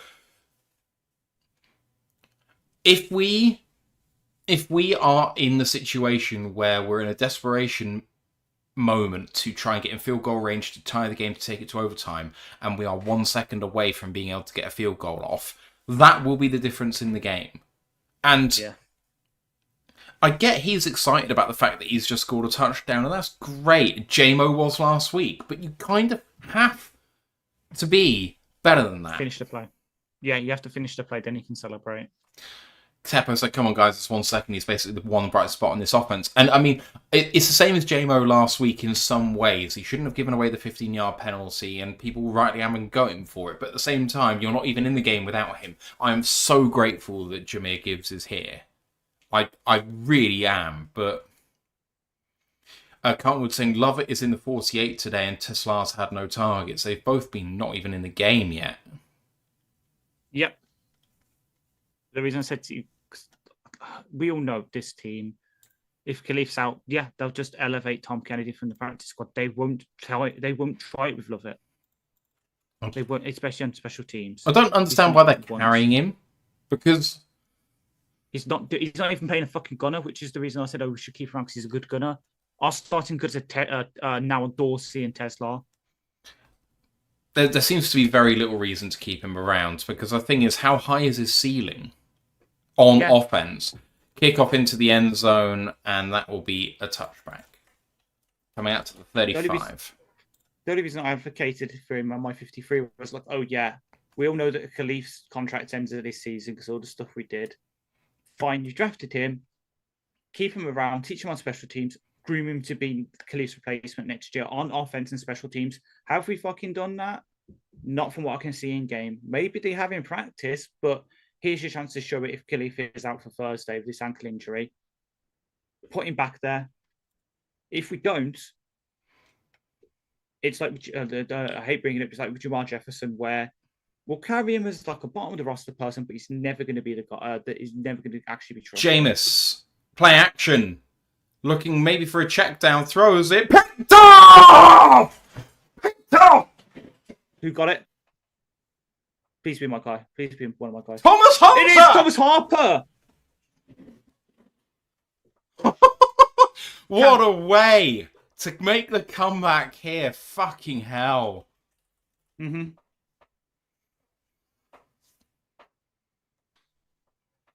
Not to big myself up, but the 2 off-season that did well. Rocky Sin, we all know I talked to. When we picked up Thomas Harper and we had to be like, oh, who's going to coach? Like, Thomas Harper can do this. He's proven it. Thomas Harper is safety free next season. If he's not, I'm fucking pissed. And that's even if we draft someone. What a catch this is, Ash. Yeah. He gets contacted by the receiver, which actually puts him in a slightly better position to make the catch, but he's doing it with fingertips and he almost loses it. Yeah. What a catch. Right, at the 45-yard line then, Detroit on offense, got to finish this off now. Goff in I formation, toss play left-hand side, plenty of room here for Gibbs. Good tackle in the flat there by Bobby Okereke. Getting a 1, 2nd down and 9.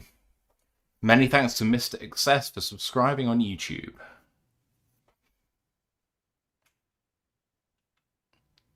Right. 2nd down and 8. Frankly, the Lions have to get some points on the board here and at least tie it up. If you do not finish this off in some fashion, it's going to be a body blow. At the 46-yard line, Goff under center again. Jumbo set here with 2 tight ends. Play action. Goff looking to throw deep across the middle. Floats it. It's a terrible throw. What the... Awful throw.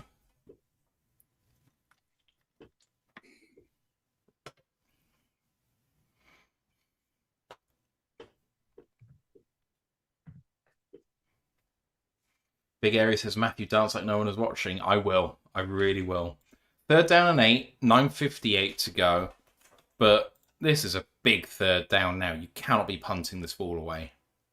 And the thing is, if we do go for the 4th down and get turned away, that's even worse. Mm-hmm. Goff with pressure coming. Quick throw to the outside. Caught by Joe! He dropped it! He dropped it! He had it! And you're punting this now. You've got to punt this ball.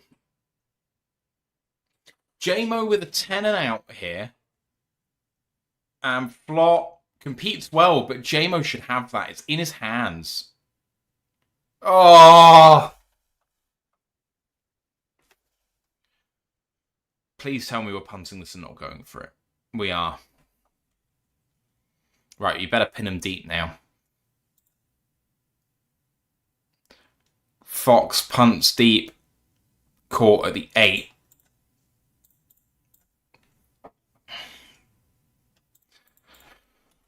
Oh.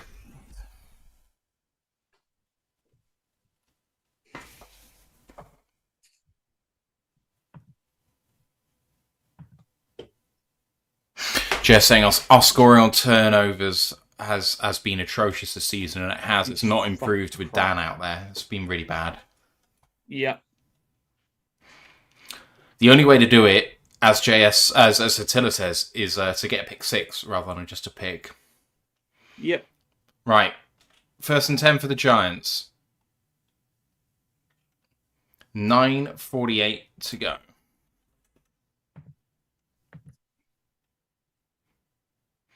Lions defense now again needs to come at it. Come on.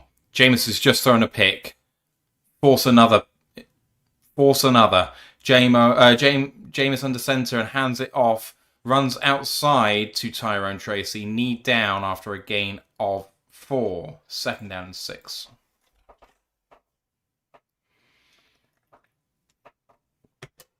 Carlton's NFL receivers catch that. J-Mo should have caught that. Mm-hmm. I get that the cornerback's falling in front of him and the hand is kind of in the way, but it isn't in the way of the catch. It's just a distraction. He just loses concentration. 2nd and 6. At the 12.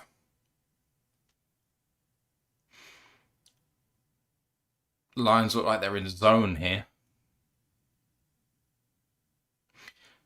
And late game. Yeah.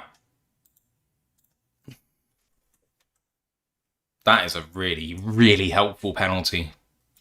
Yep.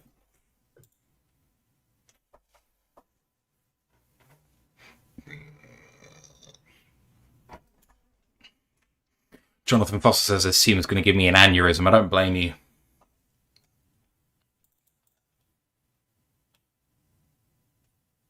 Second and 11 now. 9:02 in the game. 3 points down.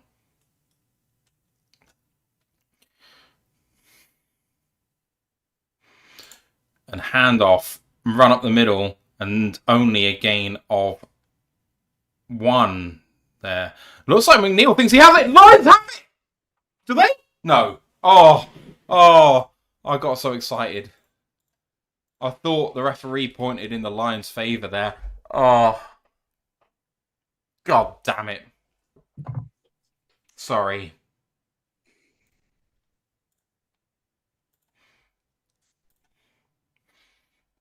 I shouldn't have got so excited then, my bad. 8.5 minutes to go in this game. 3rd and 10. Cannot let them convert here. Must not. Campbell trying desperately to communicate with his team. Gets the play off. Under pressure in the end zone. Gets hit. Chucks this ball up. Fuck off. Fuck off. That is a moon ball.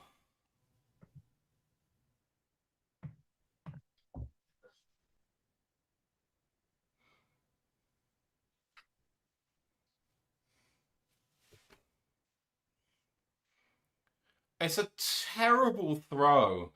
How is no one there for us? DJ Reed getting fucked. 1st down and 10. 38-yard line after a big gain there. And Jameson hands this off, run up the right-hand side with Tyrone Tracy. And a gain of about 4 there. 2nd down and 6.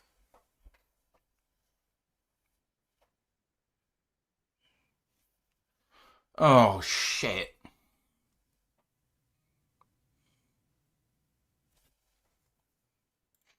So the Packers and Vikings has gone final. 23-6 victory for the Packers. DK Metcalf holding penalty wipes out a Steelers touchdown. There's about 7.5 left. Fake, and Jameis looking for it all. Gets hit! And is that not? They're calling that incomplete. They're calling it incomplete. Aiden with the hit on Jameis. Was there definitely a receiver in the area? Let's just check. There is no receiver in that area. Receiver, that's the offense. Unless they say 82, they'll probably say Theo Johnson. I don't think he was. Theo's 84, mind you. 82's a different cat. Bellinger. Sorry. I think that's grounding. 3rd and 6. Takes a snap. Blitz coming. Throw. Incomplete. Lions hang on. There's a flag. It's against the Lions. I swear to fucking God. I didn't see a penalty here. Nor do I.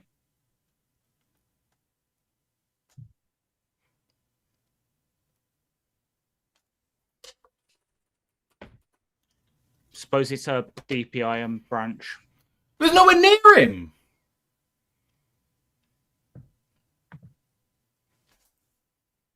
He is nowhere near him.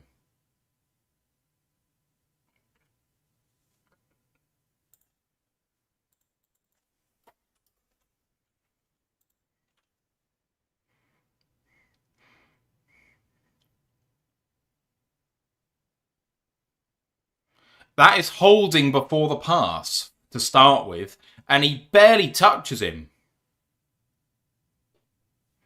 It's a terrible, weak-ass call. fucking bitches on the referee's sideline. Fuck's sake. Craig Rallstadt is going to get murdered. He ain't getting out of Detroit alive. Run and really well defended by Aleem on the edge. Aleem. Yeah. Gain of 3, second down and 7. TJ2636 with the super chat, $5, says Branch better not punch anyone after this game. I bet he's going to feel like it. Fuck me, that's a bad call. Yeah. But the thing is, we are allowing the refs into this game by playing badly. Mm-hmm. Second and 7.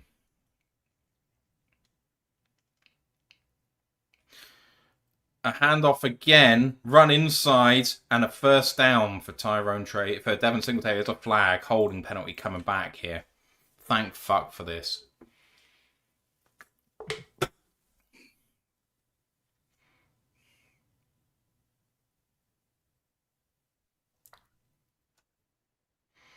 Cartwood asking if this is the same refereeing crew we had against the Eagles. No, but it's the same crew that we had against the Kansas City Chiefs. Yeah. Craig fucking Rallstadt. Right, second down and 16 coming after a 10-yard penalty.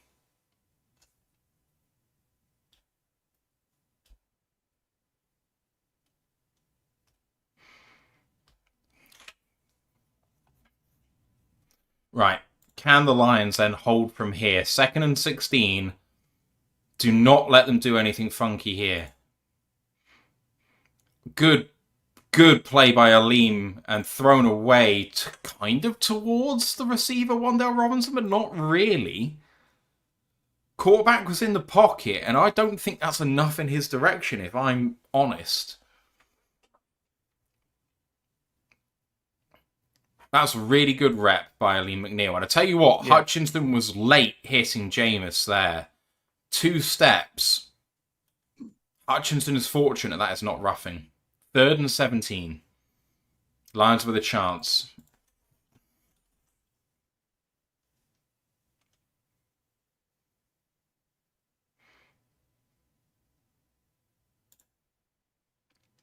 Please, please. Oh, doesn't get sacked, doesn't go down. Winston's still going. He's going to throw deep. Fuck off!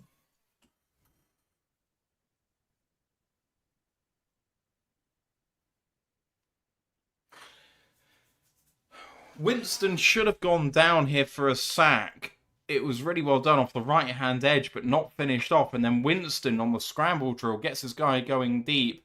And Theo Johnson, did he ever? He did go down inbounds. First down and 10 for the Giants in field goal range now.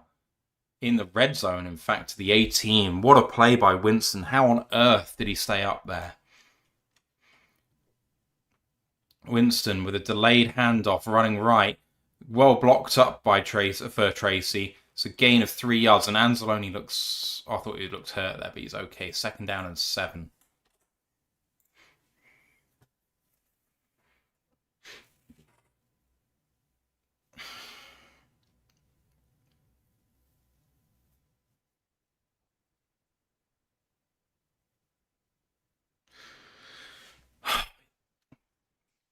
Can't give up a 20-yard play if they're in the red zone.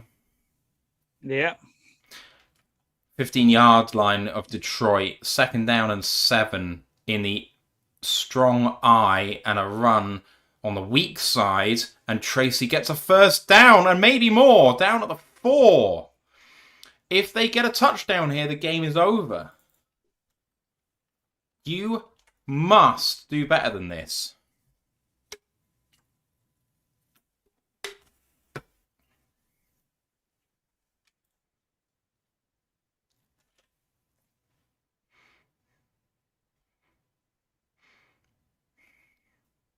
Almost 500 yards of offense now for the Giants and 3:30 to go in this game. They've bled so much clock. The Lions defense has to stand up here. In shotgun, it's a handoff and a run up the middle, and well done by Tyleek to only hold that to a gain of 1, second down and 3. Then get out of here with a field goal and drive to win the game. The Lions will snap your hand off for it right now. Mm-hmm. Lisa De Lorenzo says this game has already been over, Matthew. Not until it goes beyond the one-score game at this point. They can't kill enough clock. They literally don't have the downs now to kill enough clock in this game. The Lions will have another possession. Timeout Lions. Which is a good thing to do because they can't get another first down. Of course, the fucking He's QB learned. Of course, the QB that we end our 300-yard passer streak this season against is fucking Jameis Winston. Should I just say it now? FSU legend, Jameis Winston. Yeah. At the 2.5 yard line, 2nd and goal. Jameis under center. Play action. Gonna throw for it. Incomplete. Towards Theo Johnson. That stops the clock. 3rd and 3. It's going to be interesting for Kafka if they don't get it on 3rd down and it's a 4th down and goal from the 3, whether they go for it or not. Because the conventional wisdom would always be go for a field goal there. But the new wisdom says go for it. And I think Kafka's of that ilk, if I'm frank. But we'll see. 3rd down and goal, and there could be 2 downs here to get it. Come on, Lions defense. Winston under center this time. Watch out for the sneak here. No, it's not going to be a sneak. That's offside by the Lions. There's no flag, is there? Nowhere to go, and it's a loss of 4. The Giants are calling for offside here on the Lions, and it has not been called. I saw that a mile away. I don't know who it was on the far side for the Lions, but they were way offside. Lions take a 2nd time out, and it looks like the Giants are still in offensive formation here. 4th down and goal from the 7. If you see a replay of this... Oh, someone's hurt. Is that Aleem? Looks like Aleem. It's down.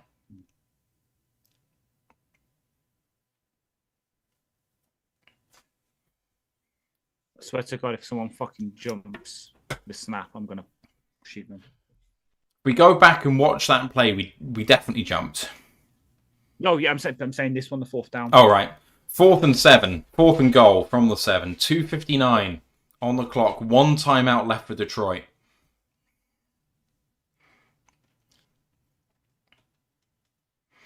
Please. From the 6. Jameis on his own. 4-man rush. Going to throw for it. The back of the end zone. Incomplete! Rock! Yeah! Sin! No flags! Defense finally holds firm. And the Lions are going to be driving for the lead.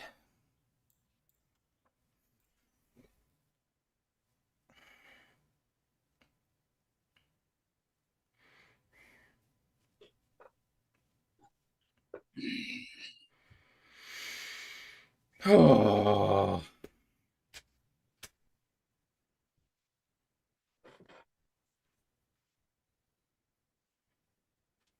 Kenny Albert talking about the fact that maybe they should have gone for a field goal there. You're wrong, Kenny. Just shut up. 2:54 left in this game. Lions start at their own 6. 94 yards required for the win. A field goal will tie it. 1 timeout. Goff in shotgun. Takes the snap, look like a false start. Quick throw in the flat to the tight end Brock Wright. Out of bounds after a gain of 4. And it's going to be 2nd down and 6.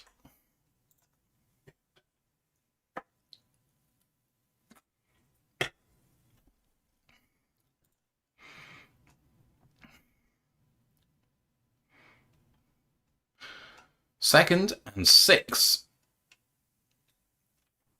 2:50 on the clock after going out of bounds. As a defender down for the Giants. Andrew Phillips, I think. Yeah, Drew Phillips it is. On the sideline, though, so just keep playing. He was the one who put the tackle on Brock Wright, and it's knee to the head. Oh. I mean, so they just said he was trying to keep him in bounds to keep the clock running. There's 2:50 to go with a timeout and a 2-minute warning. Time is not a factor here.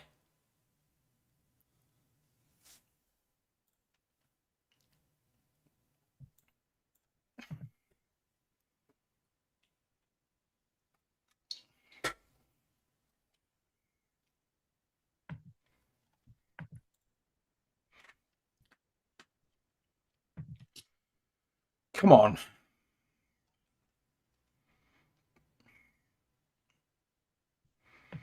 This is going to feel like you're stealing it, but do it, please.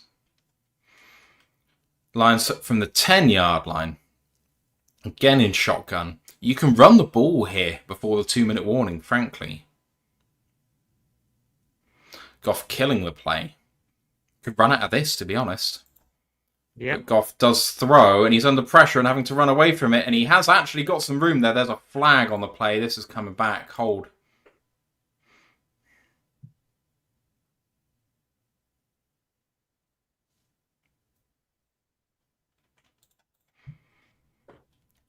Taylor Decker with the hold.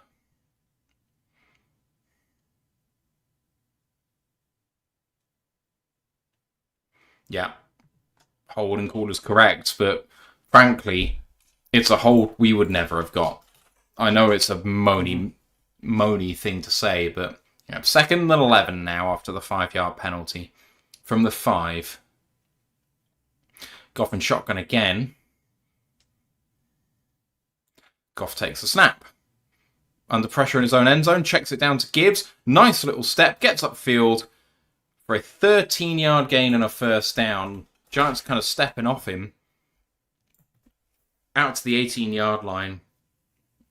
Really good stuff. Lions can take their time here and just run one more play before the 2-minute warning. I think that's okay.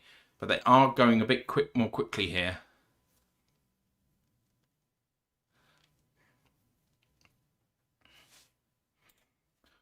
Goff takes a snap. Looked like a false start there by Decker. Burns is coming at him under pressure and Goff just throws it away.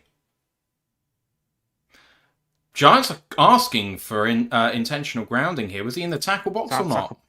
He looked like he was out of the tackle box for me.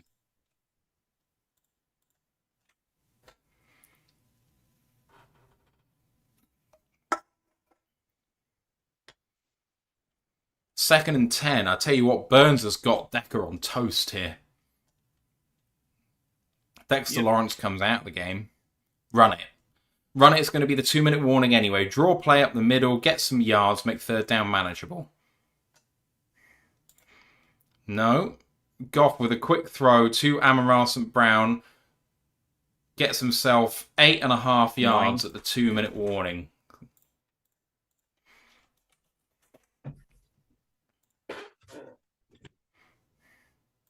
This is all kinds of rough, mate. Yep.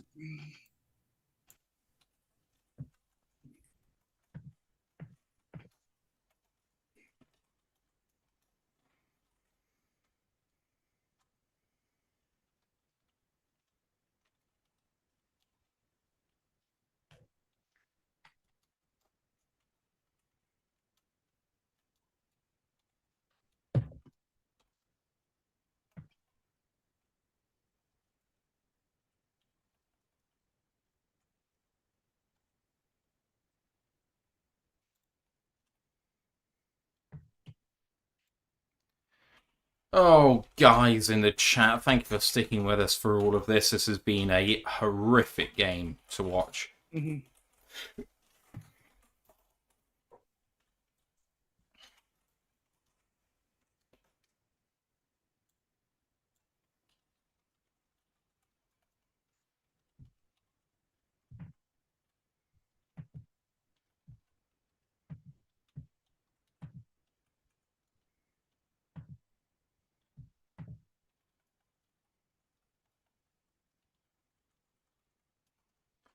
Amon-Ra well over 100 yards receiving now. It doesn't feel like it. He's 7 of 11 for 132 and a touchdown, whereas Wandale Robinson's 8 of 11 for 153 and a touchdown.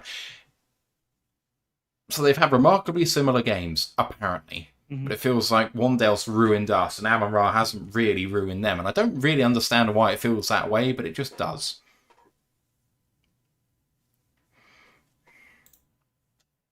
I think this is one load of Rondales came in the first quarter, so it feels like he had a massive impact there and not much else since Amon-Ra has been spread out. It's kind of like it's like with a nail kind of thing. They're both got the same amount of length, but what hurts more, one singular nail or a load of smaller nails. All add up to the same amount of nail, but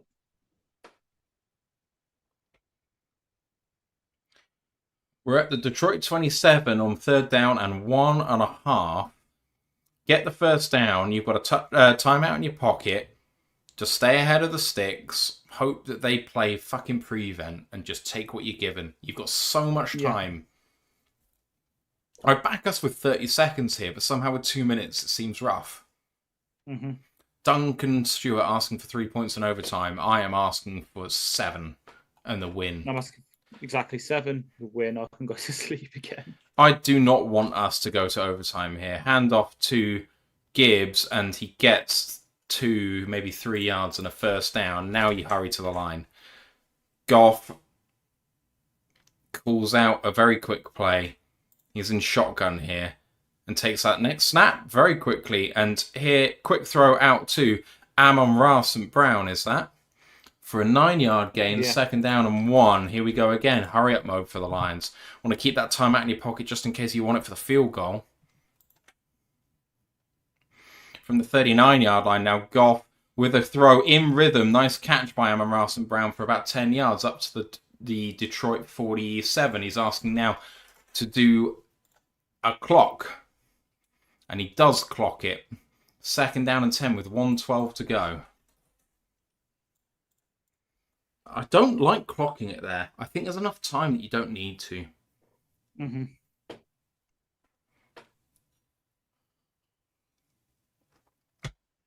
Nice few plays there to get the Lions to midfield. Backed up at their own 5 after a penalty at the start of this drive. 2nd down and 10 coming up. Need 3 to tie this game. Touchdown may win it, but the Giants have all 3 timeouts here. Are the Lions? We took a timeout. Oh, no, we didn't take a timeout. We clocked it. What are we doing?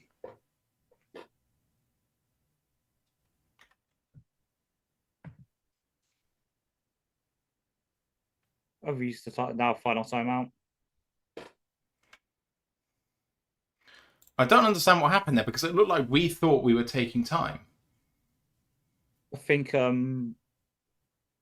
he's pointed to his headpiece. I think it might be that we clocked it, tried to get the play call in, but the Goff's thing's not working. So they might have the officials might have said because it's under 2 minutes, like with an injury, basically. Because it's within the 2 minute, we have to use our timeout. Right. I 2nd think down and might be it. I'm sure they'll get asked about it. Sorry. 2nd down and 10 then. The Lions 47 takes a snap in shotgun. Plenty of time to throw. Good throw to Jahmyr Gibbs, who beats his man. Gets upfield for 11 yards. It's a 1st down, and now you have to clock it again. You are just in fringe field goal range. Lions aren't going to clock this. They're going to go for it. Or the Giants are calling a timeout. There's a flag. They might get done here for delay a game on the defense.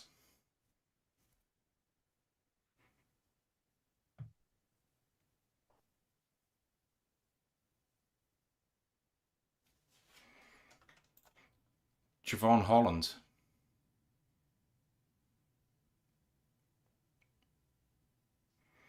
Yeah, Javon Holland slowing the game up there. Gets a flag, a 5-yard penalty. It's going to be 1st and 5 then.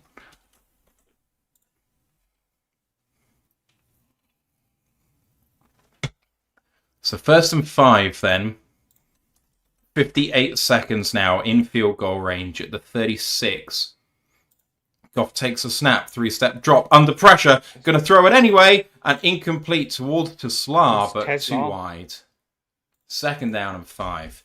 54 seconds to go. Plenty of time. They were giving Tesla a massive cushion there. Oh, Goff gets bands-jacked again. I'm amazed that Goff's arm is okay after that. Yep.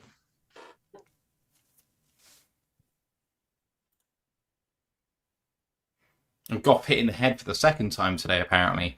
Right, from the 36-yard line, then it would be a 53-yard attempt from here. Goff, they look like they're bringing pressure here, the Giants. Quick throw in the flat to Gibbs. What are you doing? That's the worst fucking play call. 3rd and 9 and now out of field goal range. 3rd and 10 and having to hurry up for this play. 38 seconds to go. Goff takes a snap. Getting through his progressions and incomplete. And Gibbs asking for a penalty and he doesn't get it. And now what do you do? Now what do you do? That's the worst play call. Lost 6 yards, put yourself in fringe field goal range, and Gibbs is getting interfered with, but it's minor. And we are hitting the field goal. This is the game. This is the game, and this is it's a 59-yarder. From the left hash. Snap is good. Hold is good.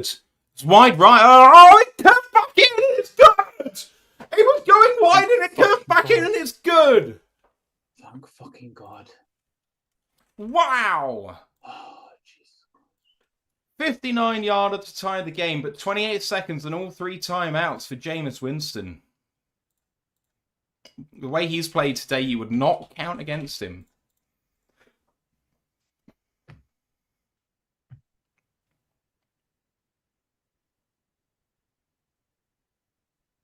It bent so far wide and came back. Oh my God. It was going 3 yards wide.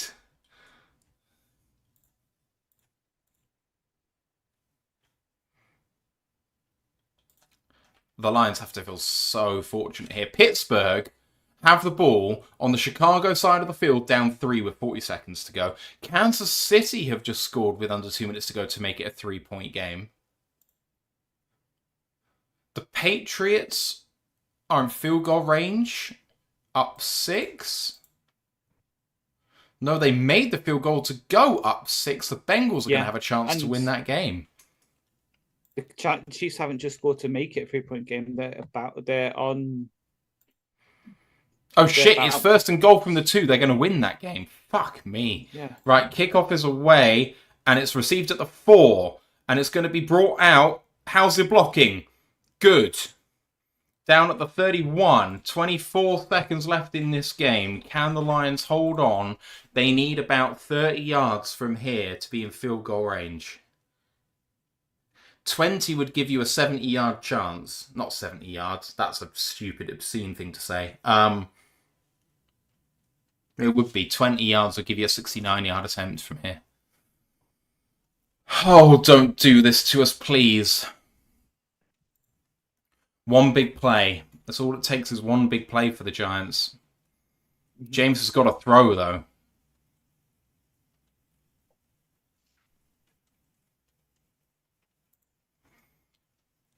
Hutchinson slightly held. Great throw! What a PBU! PBU.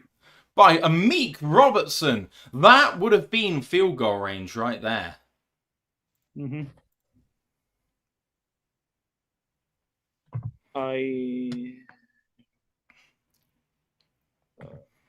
Wow, what a play, Amik. 2nd down and 10.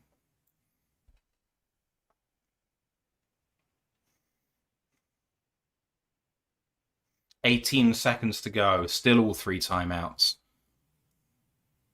The Steelers don't get it. The Bears win 31-28. Jameis, unblocked pressure. He's got to throw. YOLO ball. Incomplete. 13 seconds to go. Jameis threw up the YOLO ball knowing that an interception doesn't really hurt him. There's a flag. Hands to the face on the offense sets them back. And I think now you might find that is going to be a kneel-down situation now and take it to overtime. Or maybe you do throw the YOLO ball and just say, screw it. DPI offense. 2nd down and 20. Throw the ball up there in a Hail Mary, and if you get it, you get an opportunity for the win. Oh no, they take it to overtime. Okay. Maybe go and get Right. I need to take 5. Don't we all?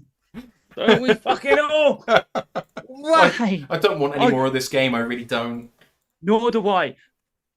Let me get YouTube chat back up so I can talk to you guys. But and I'll try and get Twitch chat up as well. Fuck me. Of course, it's the fucking game where I'm the most sleep deprived motherfucker in the world. That we go to overtime.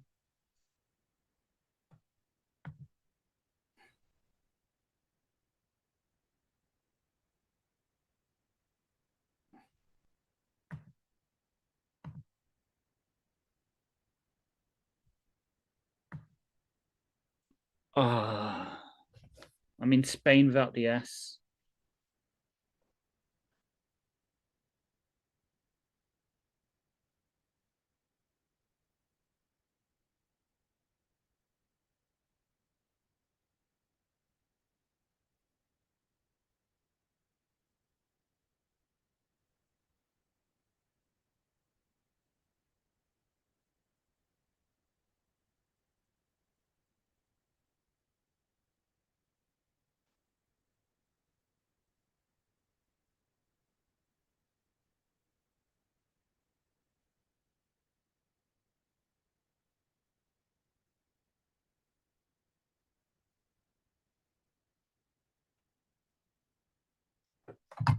Trying to do all this. So yeah, no idea to go to overtime. The game right before Thanksgiving means playing an extra 20 minutes of football that the Packers won't. Also, a reminder that now it is not like last year where we had the Monty drive just to win it outright. Both teams will get a chance to possess the ball in this overtime. So, and they've won the toss and elected to kick, which means we get it first, which means we have to score a touchdown. We have to score a touchdown. Yeah, we can obviously go for a field goal. Well, we need to score, but we preferably get a touchdown because that puts the pressure on them. Then they have to go score a touchdown and get a 2-point conversion to win. Yeah, they did, Carlton. They won and elected to kick the ball to us, which makes sense. But yeah, and there we go. The Ravens have won as well. They have gone from starting 1-5 on the season and now first place in the AFC North, which I know will surprise no one, but here it is. It's still there.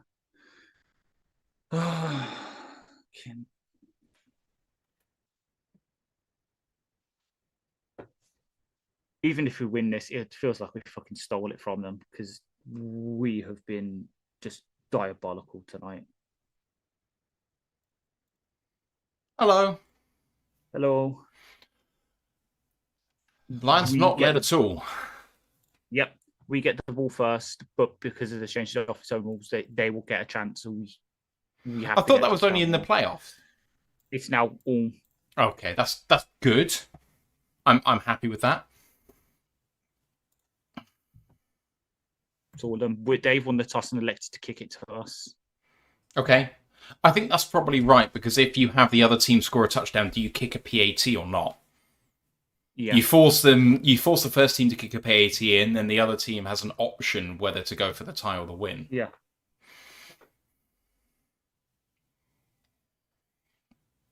Apparently Kansas City from the 1 did not score a touchdown, and they're going to overtime as well. It kicked a field goal to tie it. Wow. And the Bengals, 47 seconds left, down 6 at the New England 45. That would put the cat amongst the pigeons. Yeah. Right, here comes the kickoff. I still believe in Drake. Drake make May, but it is what it is.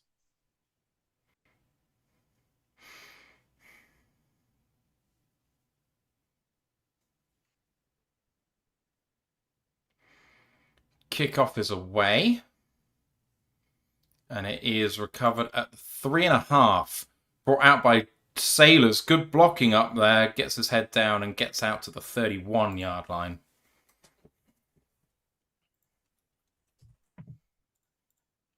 Here comes Jared Goff. He's had an interesting day by his standards. Some poor throws. The pick is very much on him, even though Aaron Ra could maybe not have tipped it up. But other than that, he's led a few long drives. Some of the passing has actually looked really good in bits and pieces. Some throws to the outside, some throws over the middle. This is more like Goff than we've seen. Goff under centre this time. And run up the middle. 2 50, 40, 35, 30, 25, 20, 15, 10, 5. Touchdown! Let's go! Yes! Yes! Wow! Play number 1! And Jimmy Gibbs is over 200 all-purpose yards. 219 rushing yards for the game. He did the funny number.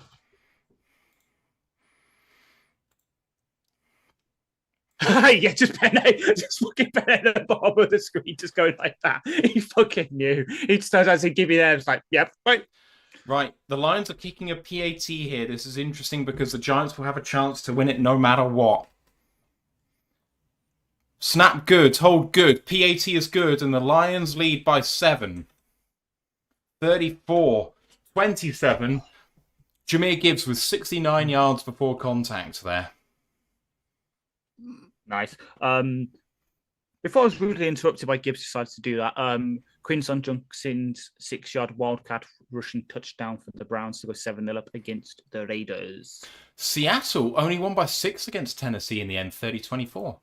Yeah, they had a nice, what's it called? Nice fourth quarter. Cincy 4th down and 10 at the New England 26, needing a touchdown to tie the game. 27 seconds left, might as well throw it in the end zone, to be honest. Right, can the Lions defense hold on? Fucking hope so.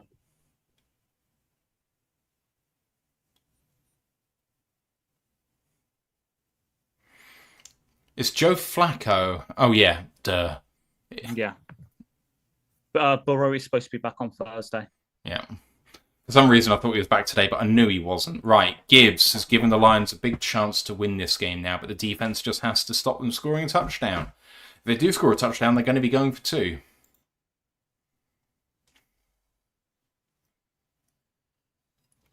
JS says, JSIX6IN says, the Lions still have a chance to score 40 here with a touchdown, pick 6.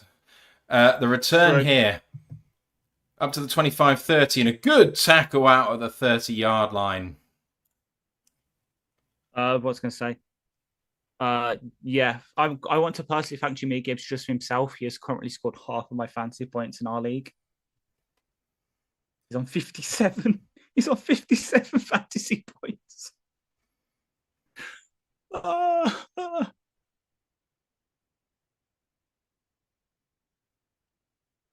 I do have Gibbs in some leagues, but not in the leagues that matter.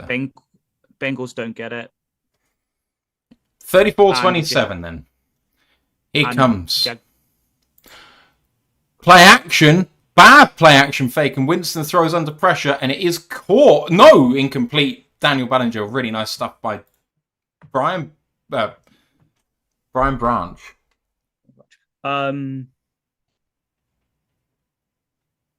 Receiving touchdown for Trevor Etienne against the Cardinals. Ballinger shaken up on the sideline. 2nd down and 10.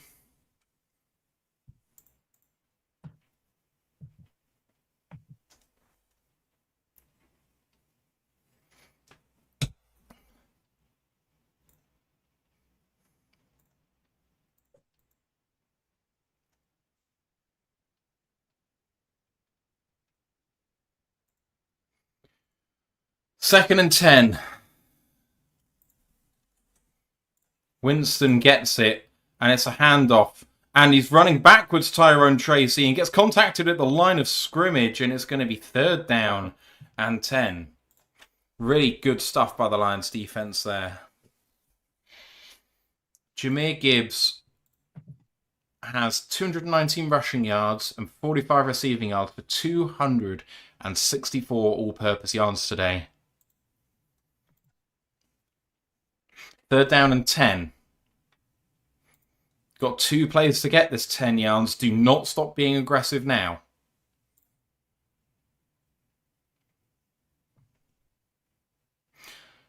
Jameis gets it. Lions bring 4. Pressure. Throw. Oh, it almost picked. It came off the tight end, number 89, and it almost went into Amik's hands. 4th down and 10 coming. Isaiah Hodgins. This is the ball game then, 8:43. Not time to get cute for the Lions. Keep bringing that pressure because Jameis is struggling under it when he actually does see that pressure in his face. Now's the time to finish it off.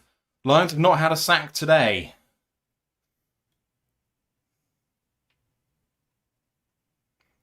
Is there a timeout? No. Referees just decided to reset things.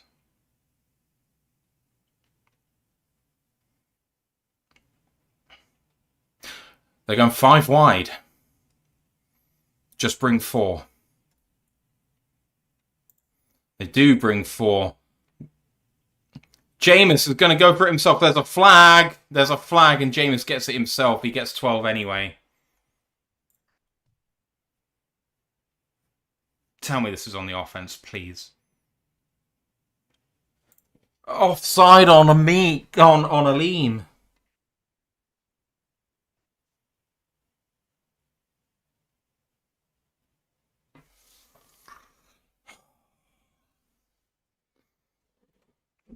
I thought there was a spy there. I really thought there was a spy.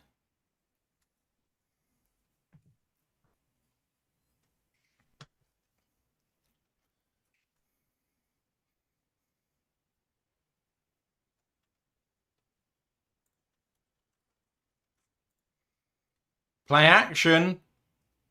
Pressure. Throwing to the corner. Really nice throw and catch. And Theo Johnson with the catch. It's a 13-yard gain for a 1st down.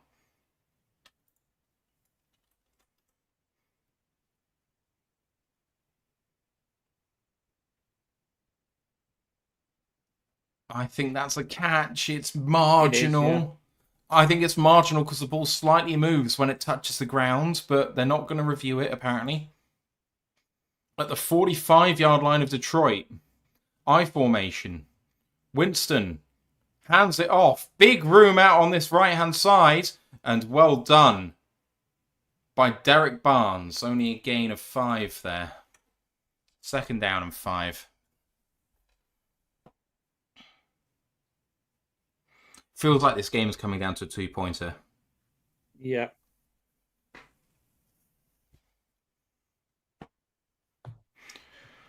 Over 1,000 yards of offense today combined. Mm-hmm. And yet it doesn't feel like a shootout. It's so weird. Winston under center takes a snap. It's another run play up the middle, and they do really well to stop him short there. 3rd and 2. But 3rd and 2, when you got 2 plays and you have to go for it, is so easy. Especially when you're running the ball like this. They're running the ball really well. Honestly, they should go for a shot here. I don't like that idea. I think they know they're grinding us down. I would just continue to run the ball.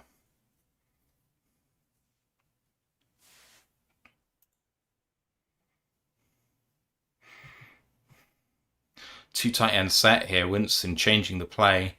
He's under center. They did not get the play off. But there is a timeout.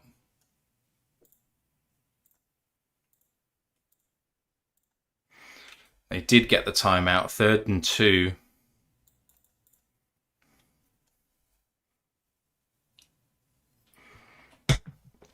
Come on, Lions.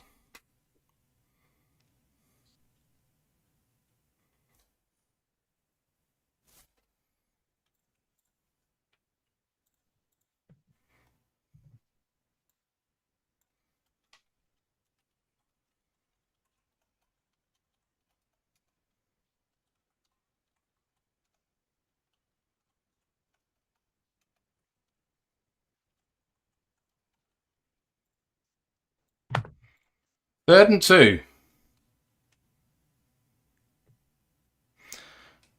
What will the Giants do? They're in the strong eye with 3 tight ends. And it's a fake. And Winston's going to throw in the flat for a first down to Tyrone Tracy. And so the game continues.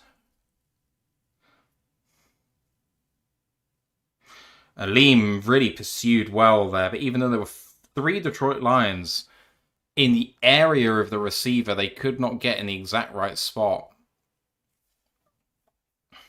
First down and 10 with 6 minutes to go in overtime.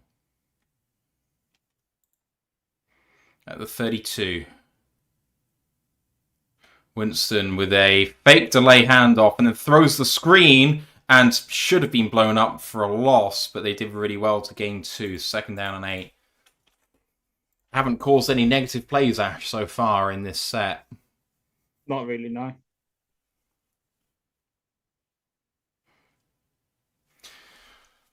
Oh, man. This is hard. This is really hard.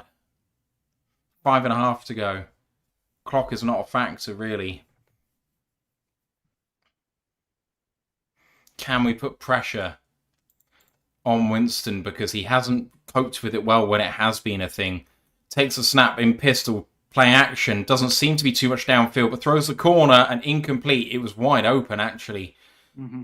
For Wan'Dale Robinson. Instead, it's 3rd down. Winston will want that one back. Yeah. Nice dive by Wan'Dale, but it was never getting there. 3rd and 7 coming up, and I mean, this is big. In a more condensed area of the field, 4th down's going to be harder from here than the 4th down previously. 3rd and 7. Can the Lions generate a negative play here? Winston takes it, and it's a handoff. And it's really well done by the Lions. Only a 2-yard gain, and it's 4th down and 5. Ball game again is on the line here. Watch out for Winston's running. Watch out for the draw. And watch out for them going deep. Stand over.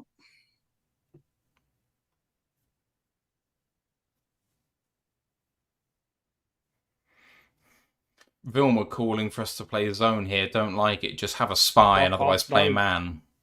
Yeah. We have been so shit in zone tonight. 4th and 5.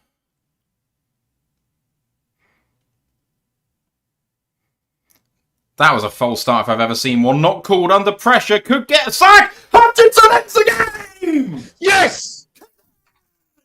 The ball game! And the Lions take the W. How on earth have we done that? Thank fucking God, man. Oh, fuck.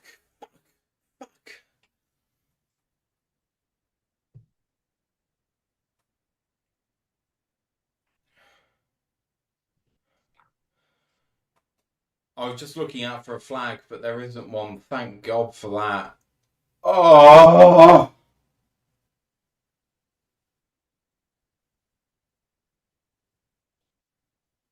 First sack of the game on the last play in overtime. And the Lions finally get the dub. Ash, we're going to recap this game tomorrow. The Lions were only ahead for the period of overtime, whether they're ahead, which is probably 5.5 minutes. Your overall thoughts on the game, very briefly. We'll go into detail tomorrow. We snatched victory from the jaws of defeat.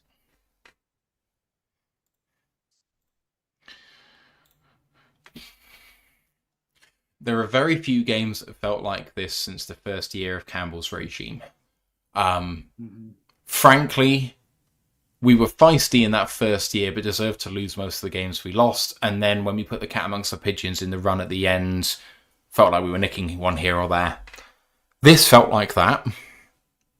Yeah. Genuinely felt like that. Because for the rest of the time, in the 8 and 9 season where we ended the Packers season in week 18, it felt like we were winning the games we should win and we were losing the games we should lose. It's very, very rare, I think, for this Lions team, because of how good they are, that they win a game it feels like they should lose. Yeah. Because we were genuinely outplayed. Yeah, 100%. It's another A for effort for the Giants, but sometimes it's just a golf in quality right now. Where they're admittedly, yeah, they're down their best running back, their top quarterback, and their best receiver. Like, imagine if it was their in-league neighbours catching the balls that Wandale Robertson was getting. But at the same time, it's good that we've managed to sort of get out of the slump and we're playing shit, but still fucking somehow pull a victory out, because we're going to need that. We're going to need that going to the playoffs. Like, we're not on the same level as Philadelphia right now. We'll see about the Rams, but they're looking pretty damn fucking good as well. Rams are the best team in the NFL. Yeah. Full stop. But yeah. Exactly. And we all know what we're like against Seattle, and Seattle, we might face Seattle in the playoffs. Yeah. It's fair to say we're not going to beat any team in the playoffs like this. And frankly, our playoffs are up for grabs playing like this. But we improved to 7-4. Keep pace with the Bears and Packers, who both won today as well. Vikings are now adrift. They're done. SW9 says Giants should give Kafka a contract. I completely agree. Yeah. Yeah, he has them fighting. And Winston is an NFL quarterback. Like, he throws the odd poor pass, but God, he just makes you feel good about it. You know? He's in that range of like 20 to 40. Yeah. There are so many bad quarterbacks in the NFL. I would put him at kind of 20 to 28, to be honest. True, yeah. But it's like him and Mac Jones. Sometimes they play bad enough that they're off his backups, but they do have those games where everything goes right. You see why they were drafted where they were. Mariota as well, I'll put in that bracket. I think Mariota's a small step behind these guys. But anyway, we did not deserve to win. We go to 7-4. We have to sort our shit out. Because the thing is, in fits and bursts, the offense looked incredible again. Mm-hmm. But where's the consistency?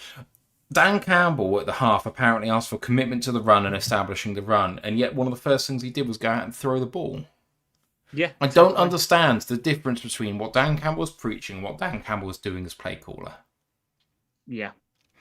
And I think that is a fundamental thing that we have to work out, because when it all looks good, Gibbs can pull off a 69-yard touchdown to win the game. Yeah.